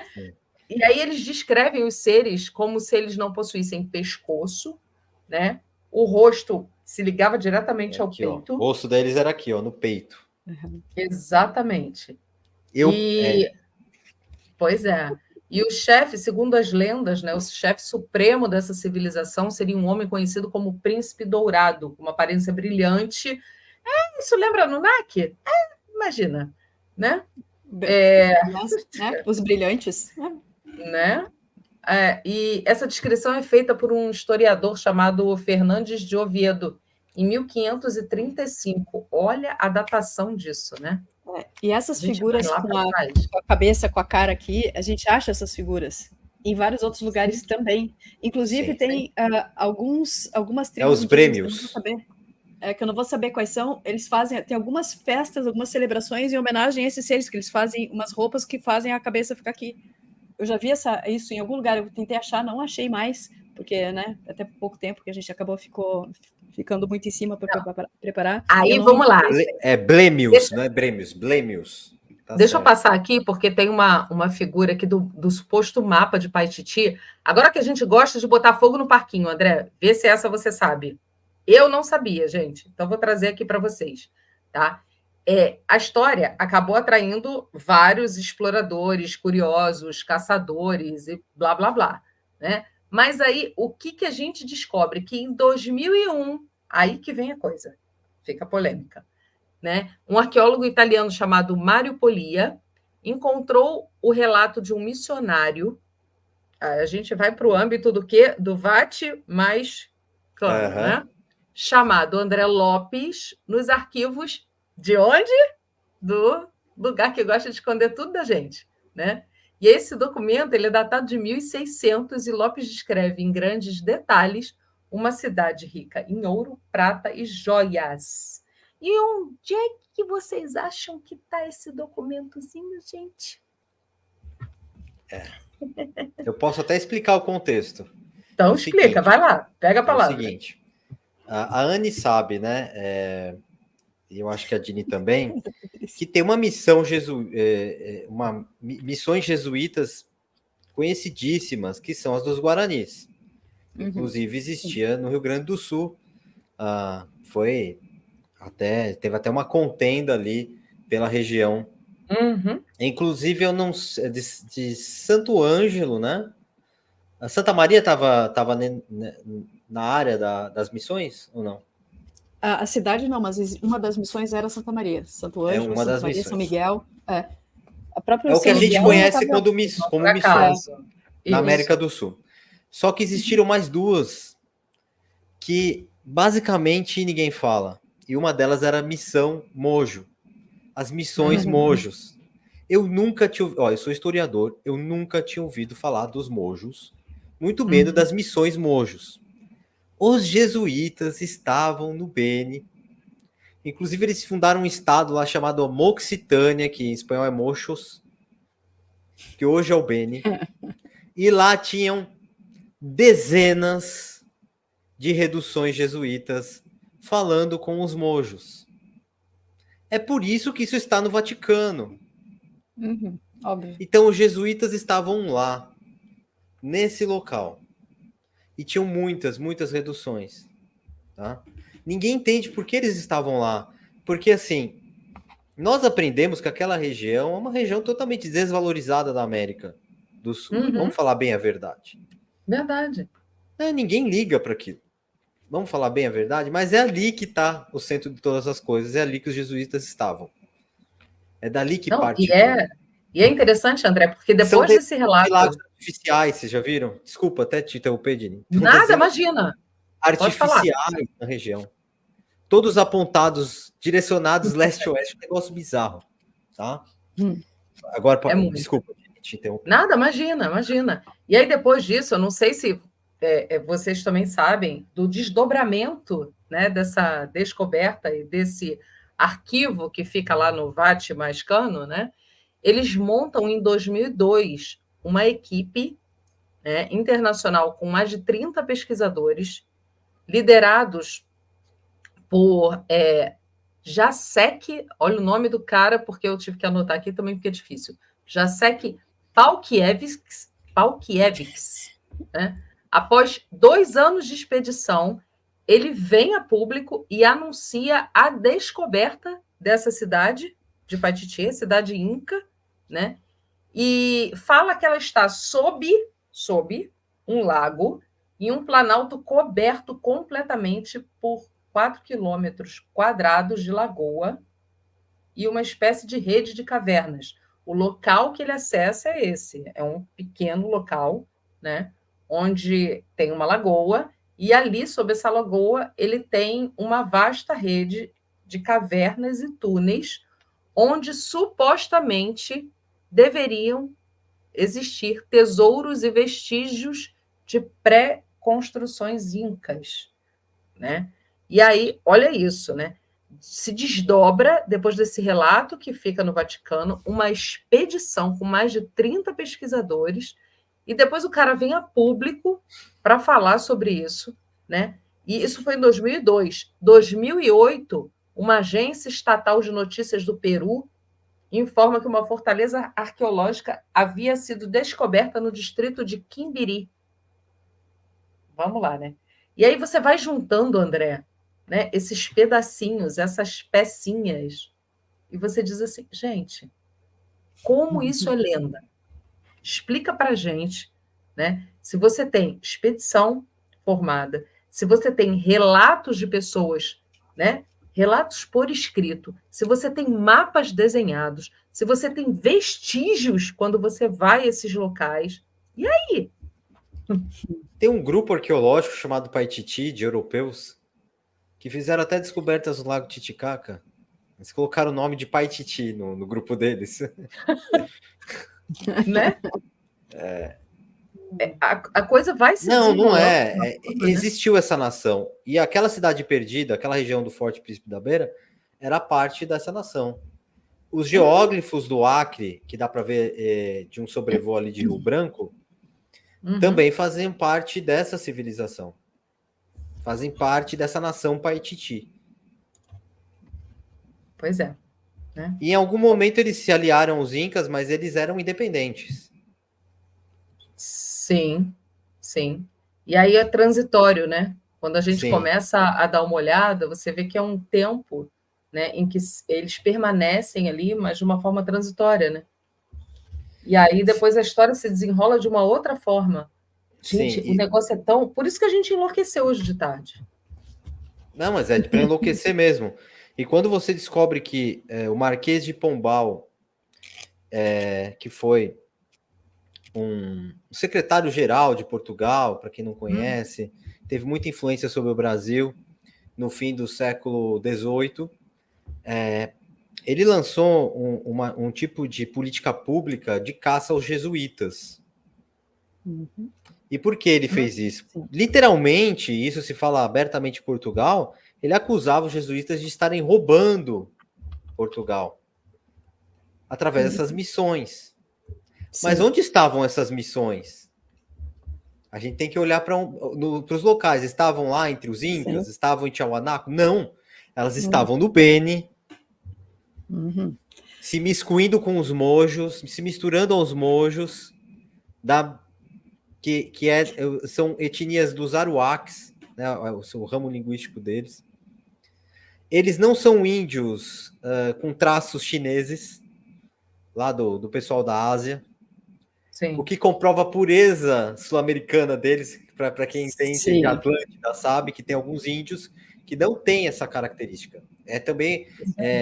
Foi uma coisa que eles divulgaram que não é verdade, que todos os índios têm essa característica asiática. Eles não têm. Eles são bem claros, eles não andavam pelados, as roupas deles eram brancos, as roupas deles eram muito bonitas, até, por sinal. Então, não é à toa que os jesuítas estavam ali.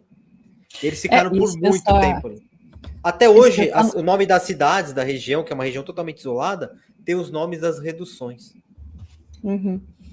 O que a gente decidiu Anne e eu falando, nós vamos fazer uma live só sobre Paititi, porque a quantidade de material que tem aqui, e que eu peguei, não dá. A gente aqui dá uma pincelada para vocês, tá? Mas a gente precisa falar só disso, porque a quantidade de expedições e de descobertas e de relatos que tem sobre essa suposta cidade do ouro é imensa.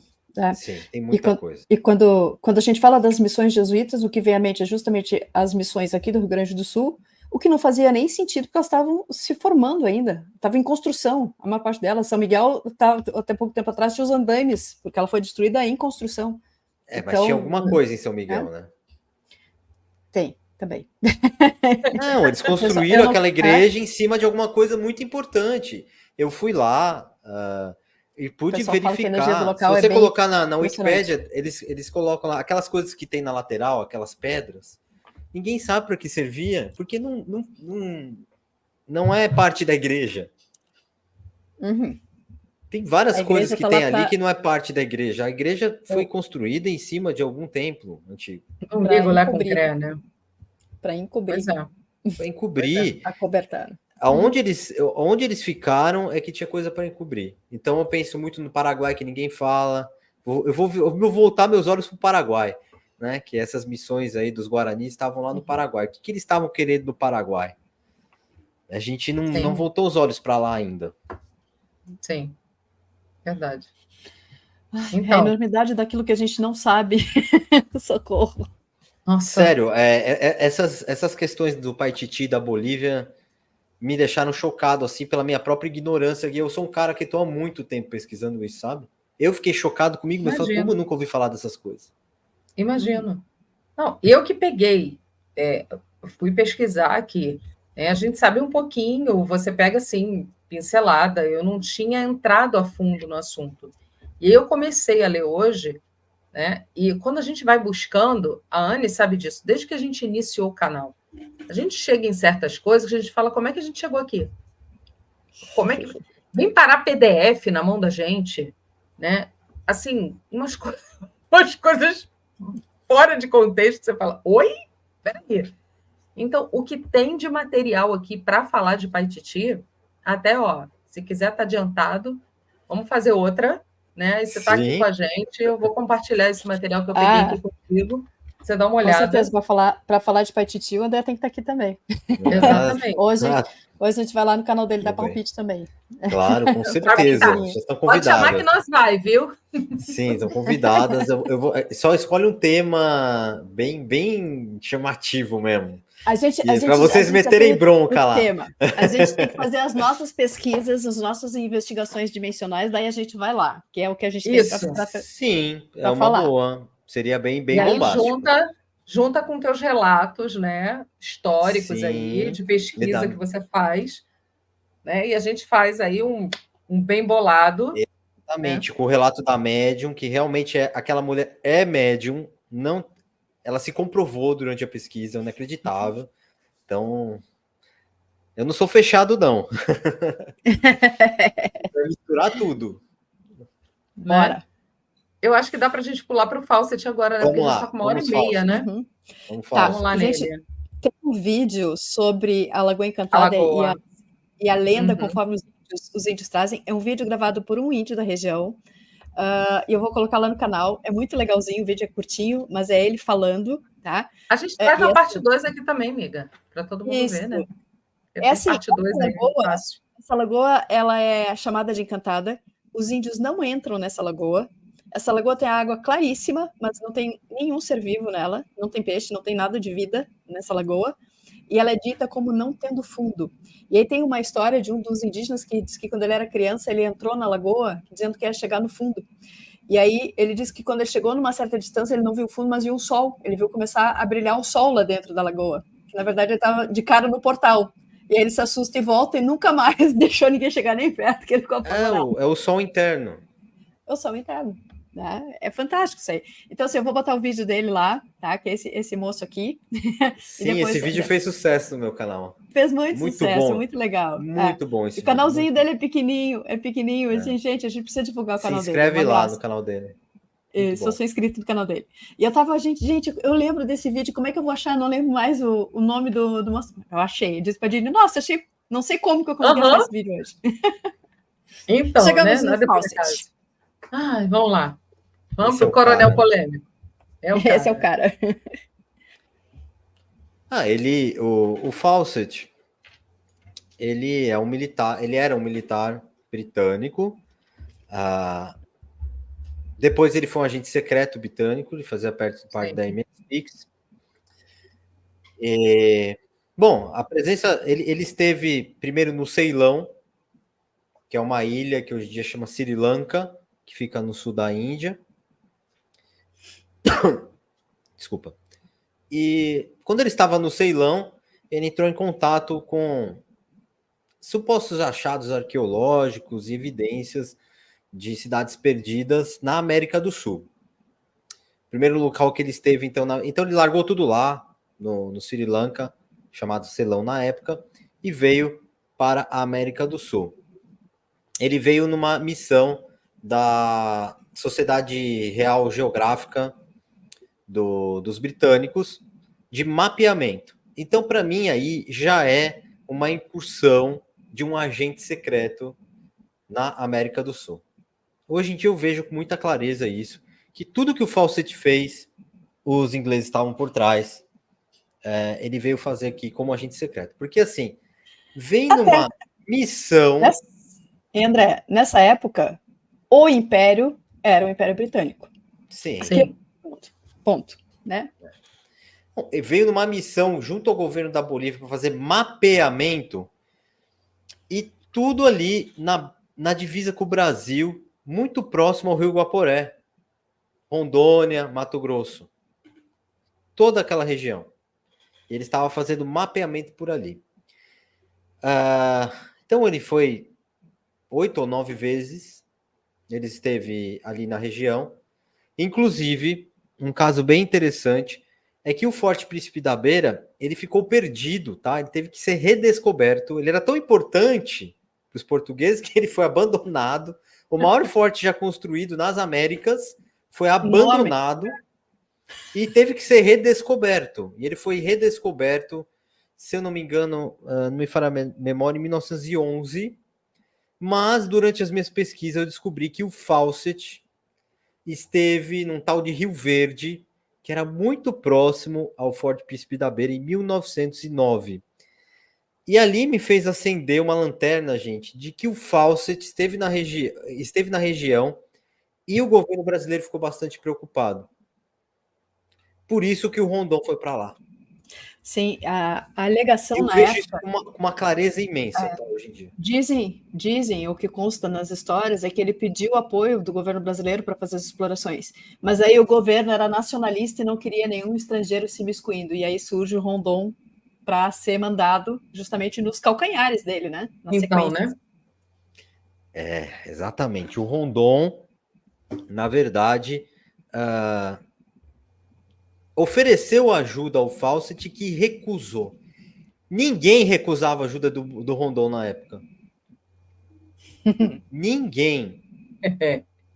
Inclusive, o Rondon deu uma declaração falando que o Fawcett ia ter um fim difícil na selva. Agora, até hoje eu não entendi se isso foi uma ameaça que acabou acontecendo ou se foi uma coincidência que acabou acontecendo com ele. Ele teve uma profecia. Profecia. Olha, eu vou falar uma coisa para você, que a Anne vai falar um pouco, depois desse slide aí, tem o 512 no manuscrito, mas depois a gente vai entrar numa história aqui polêmica, que a gente não sai daqui hoje sem falar dessa história, porque arrepiou os cabelos todo aqui.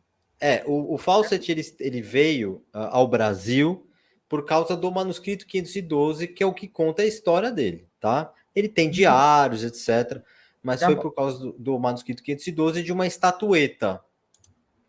E principalmente porque ele se comunicava com uma médium nos Estados Unidos, que dizia que essa estatueta que está aí na tela era a chave para a Atlântida. E onde ficava a Atlântida, segundo essa médium? No subterrâneo. Que era uma cidade subterrânea.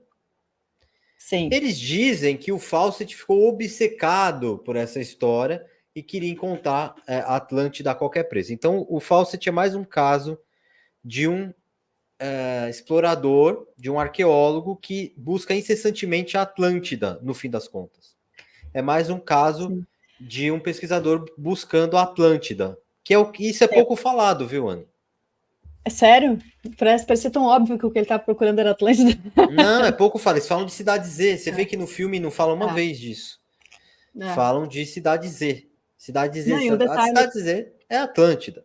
É Atlântida. Um detalhe interessante é que na região ali da Serra do Roncador é cheio de restos marinhos, né? Tem fósseis marinhos. Exatamente. Então a gente sabe que aquilo ali foi o fundo do mar. Em alguma época foi o mar, né? Meu Deus do céu, né? E considerando que ali eles dizem que é a montanha das montanhas mais antigas do mundo e tal. Peraí, né? Tudo bem. Quer falar um pouquinho do manuscrito 512? Sim, então, o manuscrito 512, ele foi feito no século XVIII. Isso.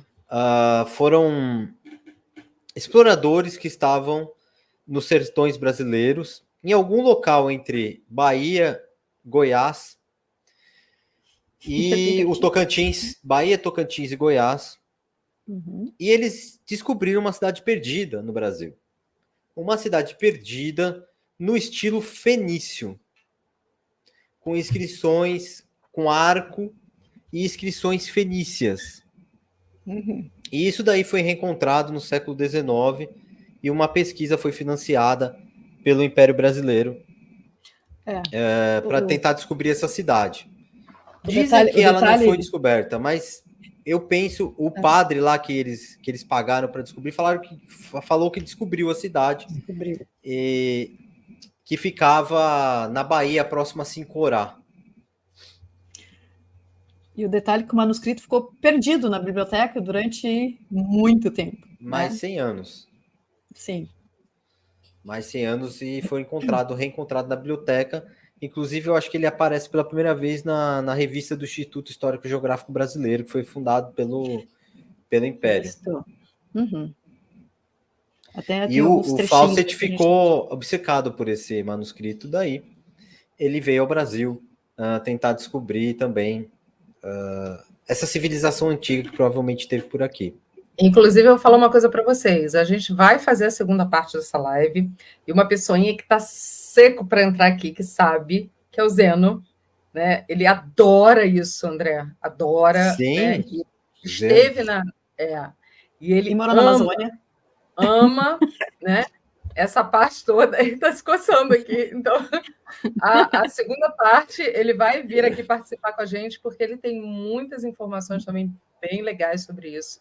Perfeito. E sobre o Fawcett, assim, ele é apaixonado pela história, então, assim, para contribuir com as pessoas, é o que a gente fala, está na hora de compartilhar todas essas histórias, né? Está na hora da gente levar conhecimento para as pessoas para que entendam. Quando a gente fala assim, qual é a verdadeira história da humanidade? Então, gente, vamos começar. Eu só gostaria de falar uma coisa importante. Para mim, hoje em dia, o Fawcett, até o fim dos seus dias, trabalhou para a coroa britânica. Uhum. Inclusive, é por isso que se empenharam tanto para tentar encontrá-lo. Ele trabalhou até o fim. Todas essas pesquisas que ele fazia, porque ele era um militar. Uhum. Tá? Dizem, né? Militar, o militar... Uma vez militar, sempre militar. A cabeça dele é o quê? É nunca trair a pátria, essas coisas, né? Uhum. E ele obedece ordens, certo? Exato. Eles tentam fazer que essas pesquisas do Fawcett era algo independente. Você consegue acreditar nisso? Um coronel britânico, era independente, agente secreto, etc. Ele queria fama, ele estava atrás do ouro só para ele, não queria ajuda de ninguém por conta disso. Uhum. Não, eles tentam mostrar que era uma pesquisa independente, Anny, é mentira. Óbvio, não é possível. Não é até possível. Porque... Ele recebia salário. Como é que ele conseguiu? Só deixar um abraço pro meu amigo aqui, o Ataíde Ferreira, lá do Mato Grosso. Ataíde, um abraço. Oi, Ataíde. Seja bem-vindo, Rosângela Dini, quero saber da história que te deixou de cabelo em pé. A gente adora botar fogo no parquinho. Calma que vai chegar lá. O próximo slide... Olha aqui, o Genito Santos é o autor do documentário Enigmas da Serra do Roncador. A gente mandou o convite, espero ter você aqui na bancada conversando com a gente na próxima. Legal, vai no meu canal também. Legal, Genito. Nossa, a gente vai fazer um apanhado aqui que, ó, se não cai o canal agora, não cai mais. Vambora. Muito legal, muito legal. Eu vou ler um trechinho do manuscrito que a gente acha na internet, né? Que é interessante que, obviamente, que a história oficial vai dizer não, que a especulação é pseudo-histórica, que era só uma característica ufanista, que não era verdade, ponto, né? Um dos trechos, o único objeto mencionado pela expedição de Bandeirantes foi encontrado ao acaso e descrito cuidadosamente na carta, consiste em uma grande moeda confeccionada em ouro. Tal objeto de existência e destino incógnitos trazia emblemas em sua superfície. Cravados na peça vinha uma face e o desenho de um rapaz ajoelhado, e no reverso, combinados, permaneciam as imagens de um arco, uma coroa e uma flecha. Aí tem um trechinho. Uma coluna de pedra preta de grandeza extraordinária, e sobre ela uma estátua de um homem ordinário, com uma mão na ilharga esquerda e o braço direito estendido, mostrando com o dedo índex ao polo do norte. Em cada canto da dita praça está uma agulha, a imitação das que usavam os romanos, mas algumas já maltratadas e partidas como feridas de alguns raios. Então, esse é um dos trechinhos do manuscrito 512. Tá, e aí, para onde foi parar a estátua? Exato, a estátua foi embora com o Fawcett, né?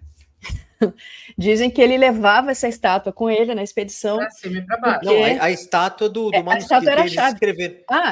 No manuscrito que eles dizem que tinha uma estátua de uma pessoa ali. Uma estátua eles grande. descrevem as ruínas de uma cidade. Onde foi parar tudo isso? Isso foi levado, foi confiscado. No parquinho. Foi confiscado.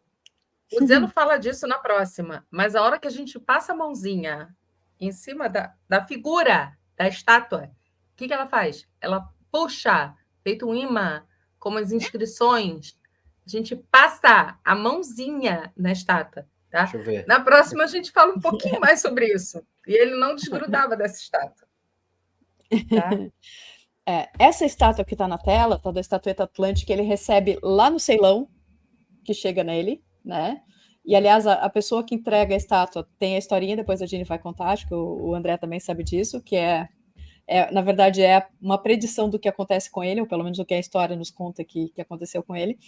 E ele considerava essa estátua como a chave, era a chave do portal. Ele tinha que ter essa estátua em mãos para conseguir trespassar o portal para seja o que lá da cidade que ele estava, né, Atlântida, que ele estava procurando.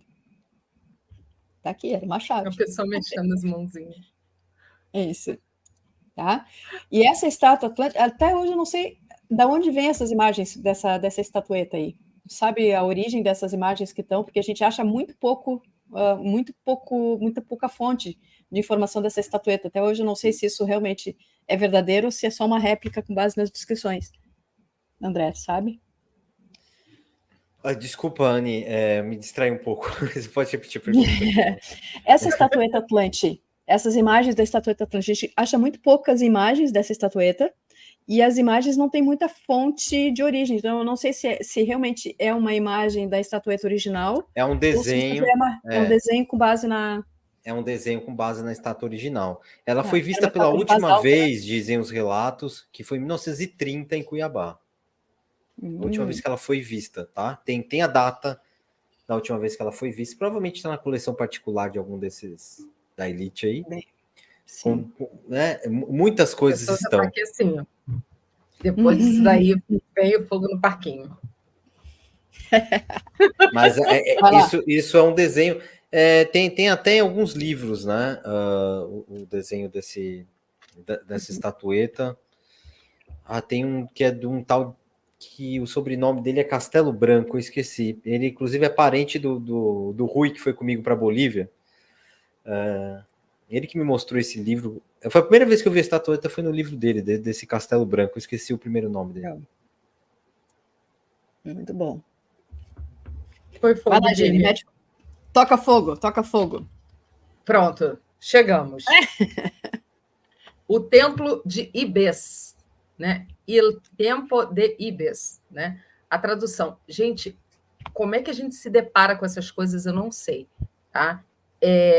Esse Timothy, ele era sobrinho do Fawcett, e ele escreve sobre esse Templo de Ibes e a Serra do Roncador, né, de uma forma bem polêmica, né, trazendo informações que assim, eu não tinha tido acesso até então, né, sobre isso.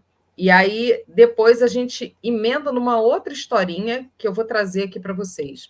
Então, o Templo de Ibes, tá? Em 1980, Peterson, ele publica esse livro na Itália, né, Timothy Peterson, onde ele residia, né? E depois ele é publicado aqui no Brasil em 1983. 3 anos depois, publicam esse livro aqui, né? E ele procura explicar a origem de Ibes, né? Que é um enigma de caráter universal, tá? Falando sobre o mistério do rei do mundo. Ele fala, o que é isso? Né? Conforme diz o prefácio, tá, da edição da língua portuguesa, o Timothy estava tentando achar algo sobre o desaparecimento nos sertões brasileiros do coronel Percy Fawcett, né, que era o seu tio, e que procurava, a gente está sabendo aqui, o tão falado Eldorado, e sumiu sem deixar notícias em 1925. Né? Além de, nesse livro, ele tratar daquela região misteriosa ali do estado do Mato Grosso, que a gente está falando aqui agora na live. Né? A atual cidade de Ibes, no Roncador, segundo Timothy, né, ele fala que existia um relato de que um monastério teúrgico do Roncador é um prolongamento externo que é presidido pelo logos solar dos mestres teúrgicos e chefiado por um quinto senhor. Tá? É um relato que ele coloca dentro do livro, que essa cidade subterrânea de Ibes, que ele chama, né, ele intitula de Ibes, existia na Intraterra, ali bonitinho, com pessoas que se moviam, podiam circular entre a terceira e a quarta dimensão, né? E, às vezes, eles apareciam, né, para moradores locais, para indígenas da região, e a gente sabe que os chavantes, né, o André com certeza tem conhecimento sobre isso, eles falam que aquele local ali é amaldiçoado e que não se pode entrar, né? Eles têm um temor, assim, né, com relação a isso. E aí vem a história que... Vamos lá, passa aí para mim, para o próximo slide, amiga. Passo. Ups. Vamos lá. Né? A gente tem aí um outro livrinho que vai dar uma introduçãozinha sobre a história que eu vou contar agora, né, que a gente teve acesso, que é a seguinte: uma entrevista concedida ao jornal Carioca, o Globo em 39, pelo instrutor-chefe do SBE, o professor Antônio Castanho, né, saiu publicada com o seguinte título: Uma montanha sagrada no roncador, já citada nos textos antigos, baseia-se na tradição secreta de que essa instituição é depositária para afirmar que fatos estranhos sobre o roncador estão ligados espiritualmente a todos os centros místicos do mundo e que conservam segredos sobre a nossa querida história, olha isso, sul-americana, tá? Ele só dá essa introduçãozinha. E aí a gente chega em nada mais, nada menos do que esse livrinho aí, que é o Bandeira de Piratininga, né? E é a história sobre as causas que teriam arrastado Fawcett à aventura, foi dada a público pelo bandeirante Willy Aureli, chefe e organizador da já citada Bandeira de Piratininga, que é essa que está aí na tela para vocês, ao qual coube a glória de relatar sobre os perigos e esforços sobre-humanos para alcançar a tão sonhada Serra do Roncador com seus mistérios, né? E ele dedica, né, um capítulo, ele dedica um capítulo inteiro ao Coronel Fawcett, né? E ele fala que foi quando surgiu no meu horizonte o Coronel Sir Percival Fawcett, o homem que até hoje atrai as atenções do mundo civilizado por ter desaparecido misteriosamente quando tentava alcançar a Serra do Roncador e descobrir, conforme ele mesmo declarara, os restos da mitológica Atlântida e um estranho povo que estaria vivendo nos contrafortes e dobras da cordilheira.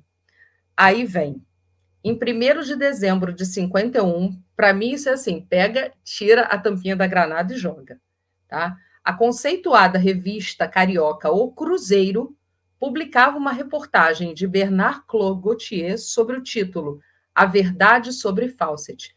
Essa reportagem trazia nada mais, nada menos do que um relato surpreendente feito pela esposa de Fawcett, a Nina Fawcett, que vivia na Suíça, e alguns trechinhos foram extraídos dessa entrevista e relatados aqui, e eu vou ler para vocês, tá? A revista ainda coloca isso assim em destaque, né? E, na época, ela tinha 81 anos de idade. E fala o seguinte, abre aspas, o que eu vou dizer aqui é pura verdade. Tenho atualmente 81 anos de idade e quanto mais penso no passado, mais vejo nele a marca de uma misteriosa fatalidade. Depois de relembrar o primeiro encontro, que seria anos mais tarde, com quem seria anos mais tarde, desculpa, o seu esposo, a Madame Fawcett, ela fala o seguinte, tá? Percy, antes de me conhecer, servia numa guarnição de Trincomalee, no pequenino porto de Ceilão. E ele foi abordado por um desconhecido que esperava-o à saída da fortaleza. Um homem alto e vigoroso, que trazia nos braços cruzados uma estatueta. O homem se deteve, fez reverência e entregou-lhe o sagrado objeto, falando com voz forte. Mestre, escutai minhas palavras. Este Buda trará sorte para vós e vossa família. Mas é preciso que nenhum criado toque nesta imagem, que deve repousar constantemente sobre um pedaço de seda amarela, cor da divindade. E o misterioso mensageiro afastou-se sem dizer mais nada. Depois de recapitular vários trechos da sua vida, Madame Fawcett chega finalmente ao ponto culminante dessa entrevista. Então, eis a seguir, com as suas próprias palavras, segundo o repórter da época da Cruzeiro, o que ela falou, tá? Depois, nós partimos para o Marrocos e mais tarde para Hong Kong. Meu marido trabalhava então para o serviço de inteligência. Em fevereiro de 1903, tomei o navio para Ceilão, onde havia de nascer o meu primeiro filho, Jack. Foi nesta época que aconteceu ao meu marido uma nova aventura extraordinária. Antes de chegar à nossa casa, quando de sua vinda do Ceilão, encontrou 6 astrólogos vindos especialmente do norte da Índia para dar-lhes uma notícia. Mestre, disseram eles, um grande espírito aproveitou-se dos laços existentes entre vós e vossa esposa para reencarnar entre vós. Não mais voltareis a Hong Kong, e será aqui, durante as festas de Buda, no dia 19 de maio, que vossa mulher dará luz a um menino, que será pai de uma nova raça. Quando crescer, esse menino irá convosco para terras longínquas do sul, onde ambos desaparecerão juntos. Vosso filho voltará ao seio da sua antiga raça. Aí vamos lá. Ela fala ainda assim: sei que essa história pode parecer absurda. Eu própria não sei dizer o que ela encerra de verdade. Mas o fato é que no dia 19 de maio de 1903, Jack veio ao mundo conforme havia sido previsto. E o meu marido, depois de estudar longamente as doutrinas budistas, costumava perguntar-me: afinal, por que será isso tudo impossível? Depois de alguns felizes anos passados em Ceilão, voltamos à Inglaterra. Fawcett começou a fazer viagens para a Grã-Bretanha, Peru e Brasil. Ele já estava na América e começava a conhecer e amar essas terras distantes e respeitar os indígenas que as habitavam. Sabia que era ali que estava escrito o seu destino. Contudo, ao estalar da guerra, ele voltou à pátria. Ele volta para a Inglaterra, né? E, terminada a guerra, ele regressa ao Brasil e, dessa vez, levando o filho Jack. E aí ela fala que ela lembra, até naquele momento, das últimas palavras do Fawcett a ela, que foram: até a vista, seja sempre alegre. O repórter que entrevistou ainda forçou uma última pergunta a Nina. Madame, você acredita que seu marido tenha morrido nas selvas do Mato Grosso? Aí a polêmica. Que hei de dizer-lhe? Ela fala para o repórter. Haveria de responder para provocar um sorriso dos céticos, que continuo em contato telepático com meu marido e que estou certa de que tanto ele como Jack estão vivos, que creio nas palavras proféticas dos 6 sábios da Índia. Não direi apenas isso. Se amanhã ou depois vir o coronel Fawcett e o nosso filho entrarem pela porta do jardim, não me surpreenderei absolutamente. Direi apenas alô. Aí termina a entrevista dela. Mas, lá na frente, né, eles ainda pegam o livro, né, novamente, Bandeirantes do Oeste, esse que está aí, e transcrevem um pequeno trecho do mesmo, para fechar o parênteses dessa entrevista, né? Que diz o seguinte: devo dizer da carta recentemente recebida pelo meu ex-companheiro de jornada de 1938, o senhor Heinz Himmelreich. Tá? Gente, esses nomes são ótimos. O doutor Saúva, do meu livro Roncador. Essa missiva, deveras impressionante, foi resposta a uma determinada interpelação. Escreveu o cientista suíço, isso está dentro desse livro, tá, gente?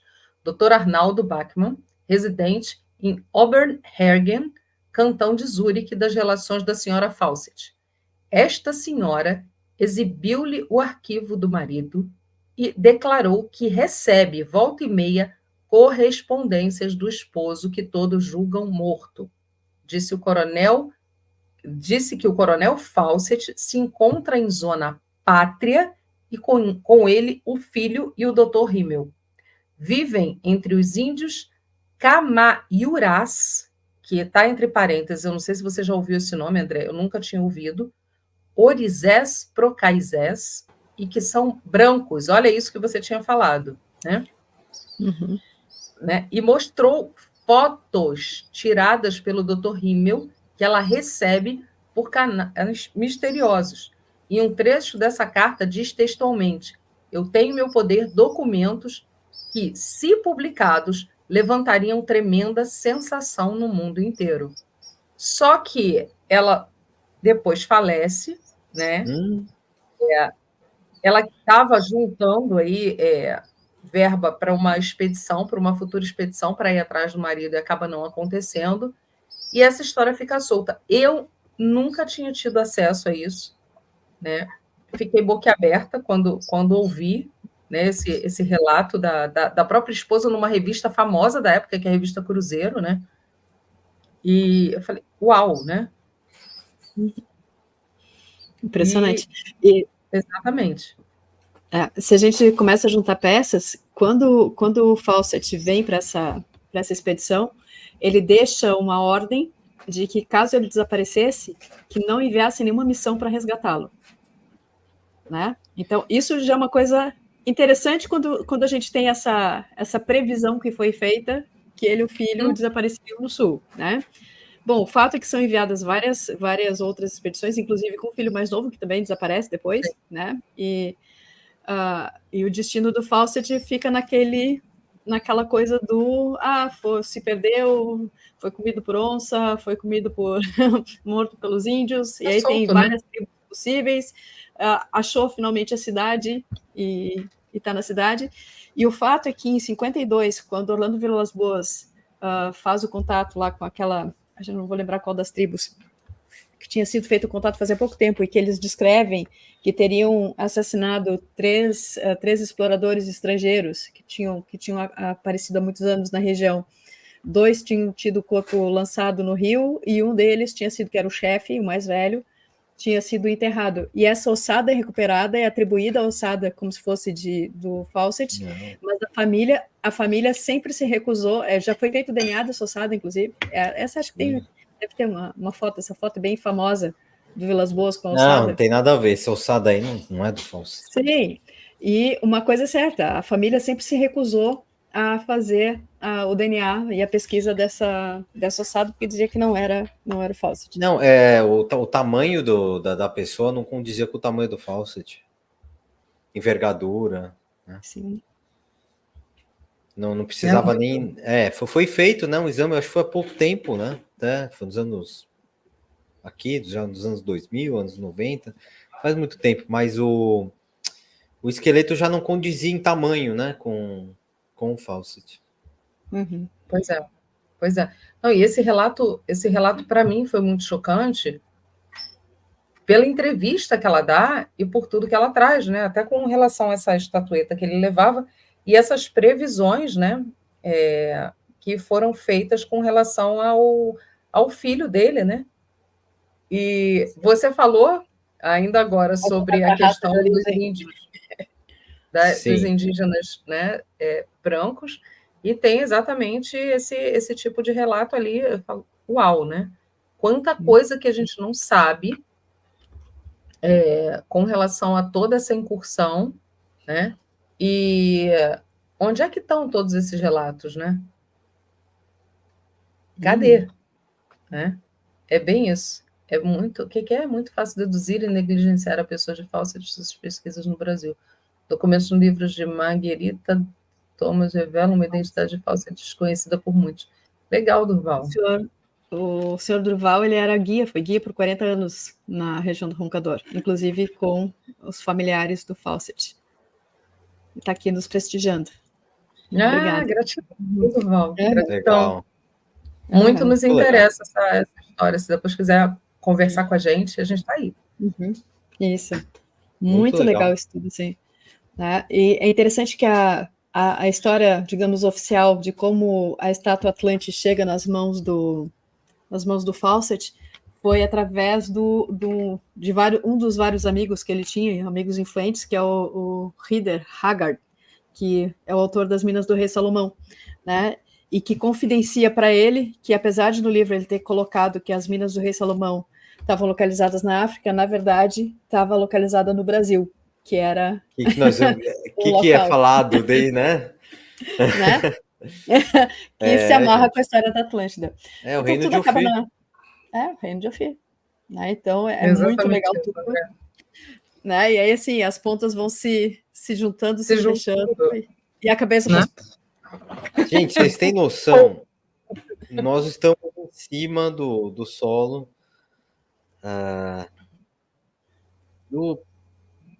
de onde se originou a civilização, do centro da outra humanidade. Era aqui. Né? Tudo era aqui. Pois é. Caminhando sobre, né? Imagino que já não foi destruído, né? Por exemplo, aqui no estado de São Paulo, eles construíram uma estrada em cima do caminho Piabiru, chamada Raposo Tavares. Eu fico sempre com dor no coração imaginando o que não foi retirado, o que não foi destruído. Sim. Nós nem sabemos. Muita coisa. Aliás, sobre o caminho de Piabiru, o relato é que uma parte do caminho de Piabiru é subterrâneo e ainda está viável, né? Sim, com certeza. Então, nós temos que incluir a Pedra da Gávea, né, nesse caminho subterrâneo, São Tomé das Letras, daí Serra do Roncador e Cusco. E por que será que a gente está lá com São Tomé das Letras, né, com militares guardando a entrada da querida caverninha de Toló? E por que a Gruta dos Pezinhos também pertence à aeronáutica? Você não pode... Não, era aeronáutica. Você não pode entrar na Gruta dos Pezinhos. Fazer uma pesquisa lá. Anomalia eletromagnética dentro da caverna ali em São Tomé das Letras, de repente. E tem um morro aqui em São Paulo, o Morro do Ipanema, que também é área militar, que, cara, você bate o pé no chão, você vê que é oco. Que é no Morro do Ipanema, em Sorocaba. Você só pode andar por um caminho que eles te permitem. A mata é totalmente estranha. Você vê que é tudo replantado. Aliás, que muitos desses lugares que eu fui, nada é nativo, sabe? É tudo meio replantado, meio remexido. Aliás, essa região do interior de São Paulo, aquela região de Botucatu, a região ali do Gigante Deitado, da Serra de Botucatu. Gente, aquilo ali...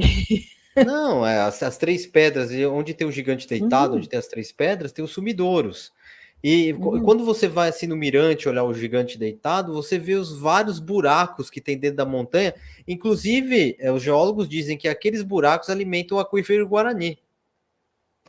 Ninguém fala que não existem os buracos, eles existem. A gente vê eles dentro das montanhas. Um é chamado de Toca do Índio, são vários nomes. Você olha assim para as montanhas, você vê os vários buracos. E esses buracos. E é um tipo de montanha parecida com a da Serra do Roncador, chamado de cuesta, né? Que é tipo uma chapada. Também. Quando a gente olha daqui em Urubici, que tem a Pedra Furada, que é um tremendo de um baita de um portal. E o que tem ali do André? O que tem ali do lado? Sindacta, gente. Sindacta está ali plantado. Você para chegar... Urubici tem um dos maiores achados arqueológicos da história do Brasil, que está numa coleção particular em Joinville, que é uma estátua, um artefato que tem hominídeos, tem homens barbados, tem um reptiliano. Quando você desce a Serra do Corpo Branco, você tem vê várias. Como diz, você viu aquele muito moai ali? Não, você faz a curva, de repente tem um moai gigantesco assim na Serra do Corpo Branco. Exatamente. Meu Deus. Exatamente isso. Aqui na minha expedição. Inclusive, se vocês quiserem ver esse artefato, faço aqui a localização dele dentro manda. Do meu HD. Né? Esse artefato... André, sim, vamos lá. Peraí, deixa eu só compartilhar. Que esse artefato eu quero que todo mundo veja, porque eu não tive contato com o artefato, e quem teve contato com ele foi o Keller Lucas, que é um pesquisador, fotógrafo aí de Santa Catarina. Eu estive na casa dele e ele deixou fotografar o livro dele que tinha esse artefato. Ele me explicou toda a situação dele. A gente tem PDF aqui em casa. E onde aonde estaria a peça. Inclusive, ele me passou o nome da família que detém essa peça lá em Joinville. Deixa eu procurar aqui. Está na minha pasta Expedições. Espera aí, pessoal. Opa. São muitas. Mas vamos lá. Santa Catarina. Já acho.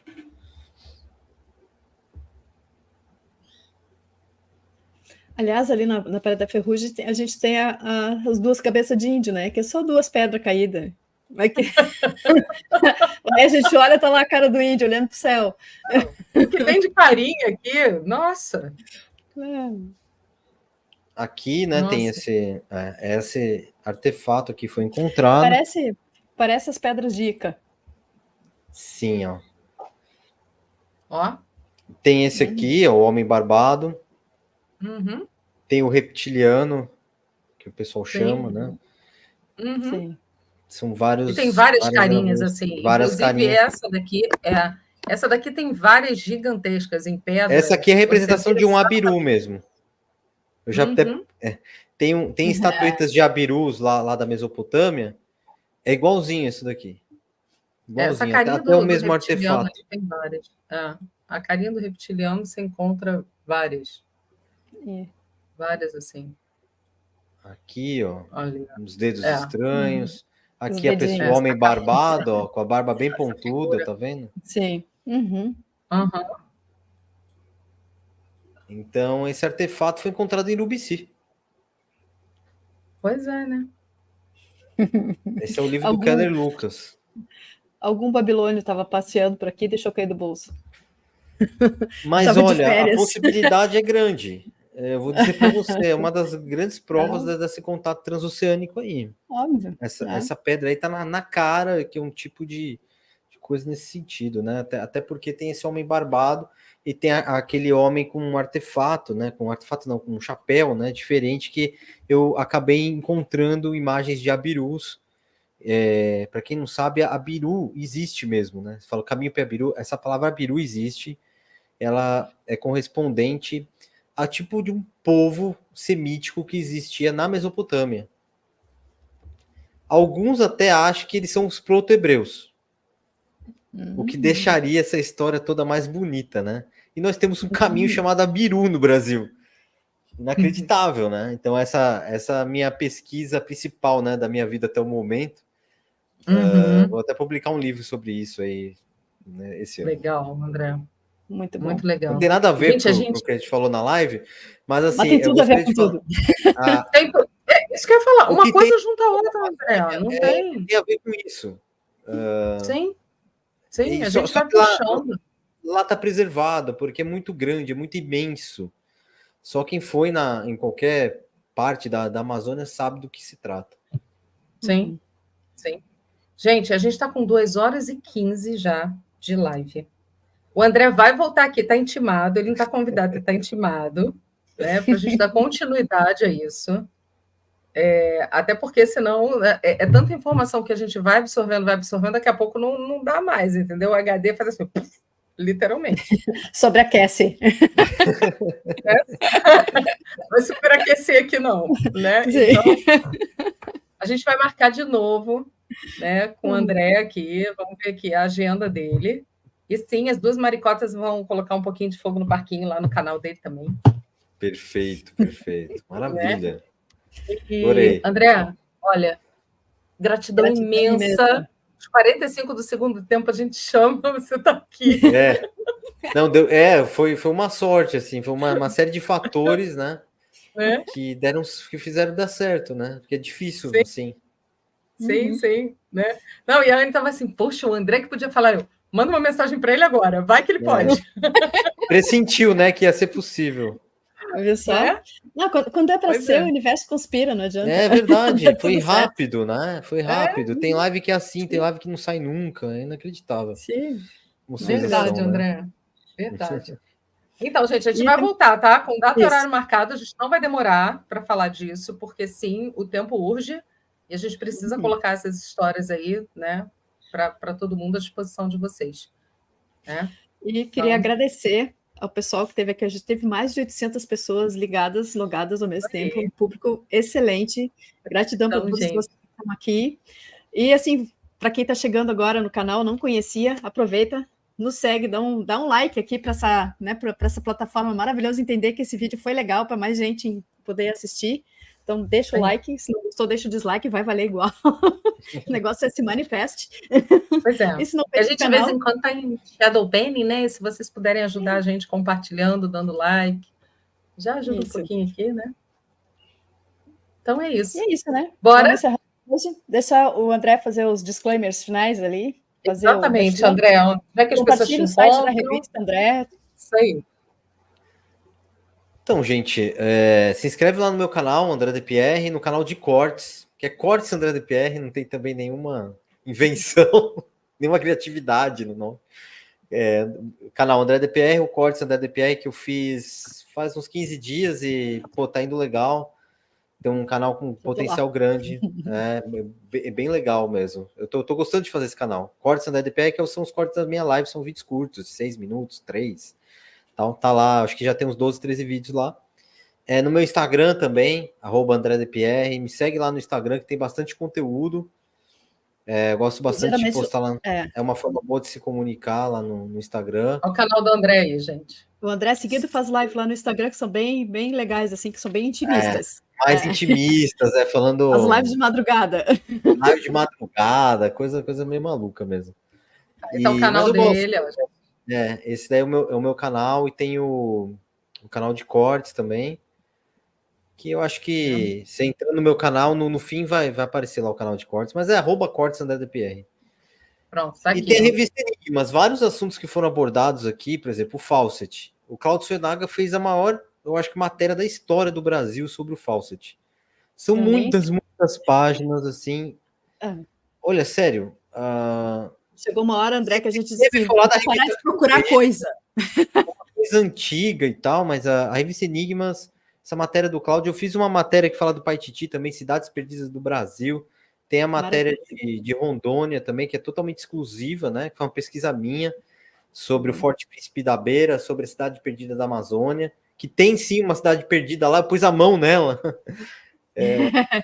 Foi um momento mágico. Então, revistaenigmas.com.br ou lojaenigmas.com.br.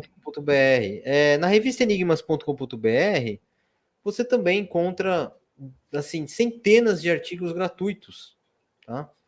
Sobre história oculta, história, arqueologia, né? Tudo que a gente falou aqui hoje. Provavelmente tem vários artigos relacionados com o que falamos na live aqui.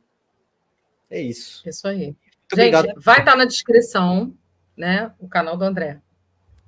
E aí, na próxima etapa, aí vamos ver se o Genito consegue estar aqui com a gente, trazendo a voz de alguém da região, que eu acho que é fundamental. E aí a gente combina, vai ser uma live. Está convocado também. Eu venho. Vamos lá, gente. Bora? Beijo, ótima semana para vocês. Obrigada de novo, André. Gratidão. Obrigado, pessoal. Tchau, tchau. Tchau, tchau.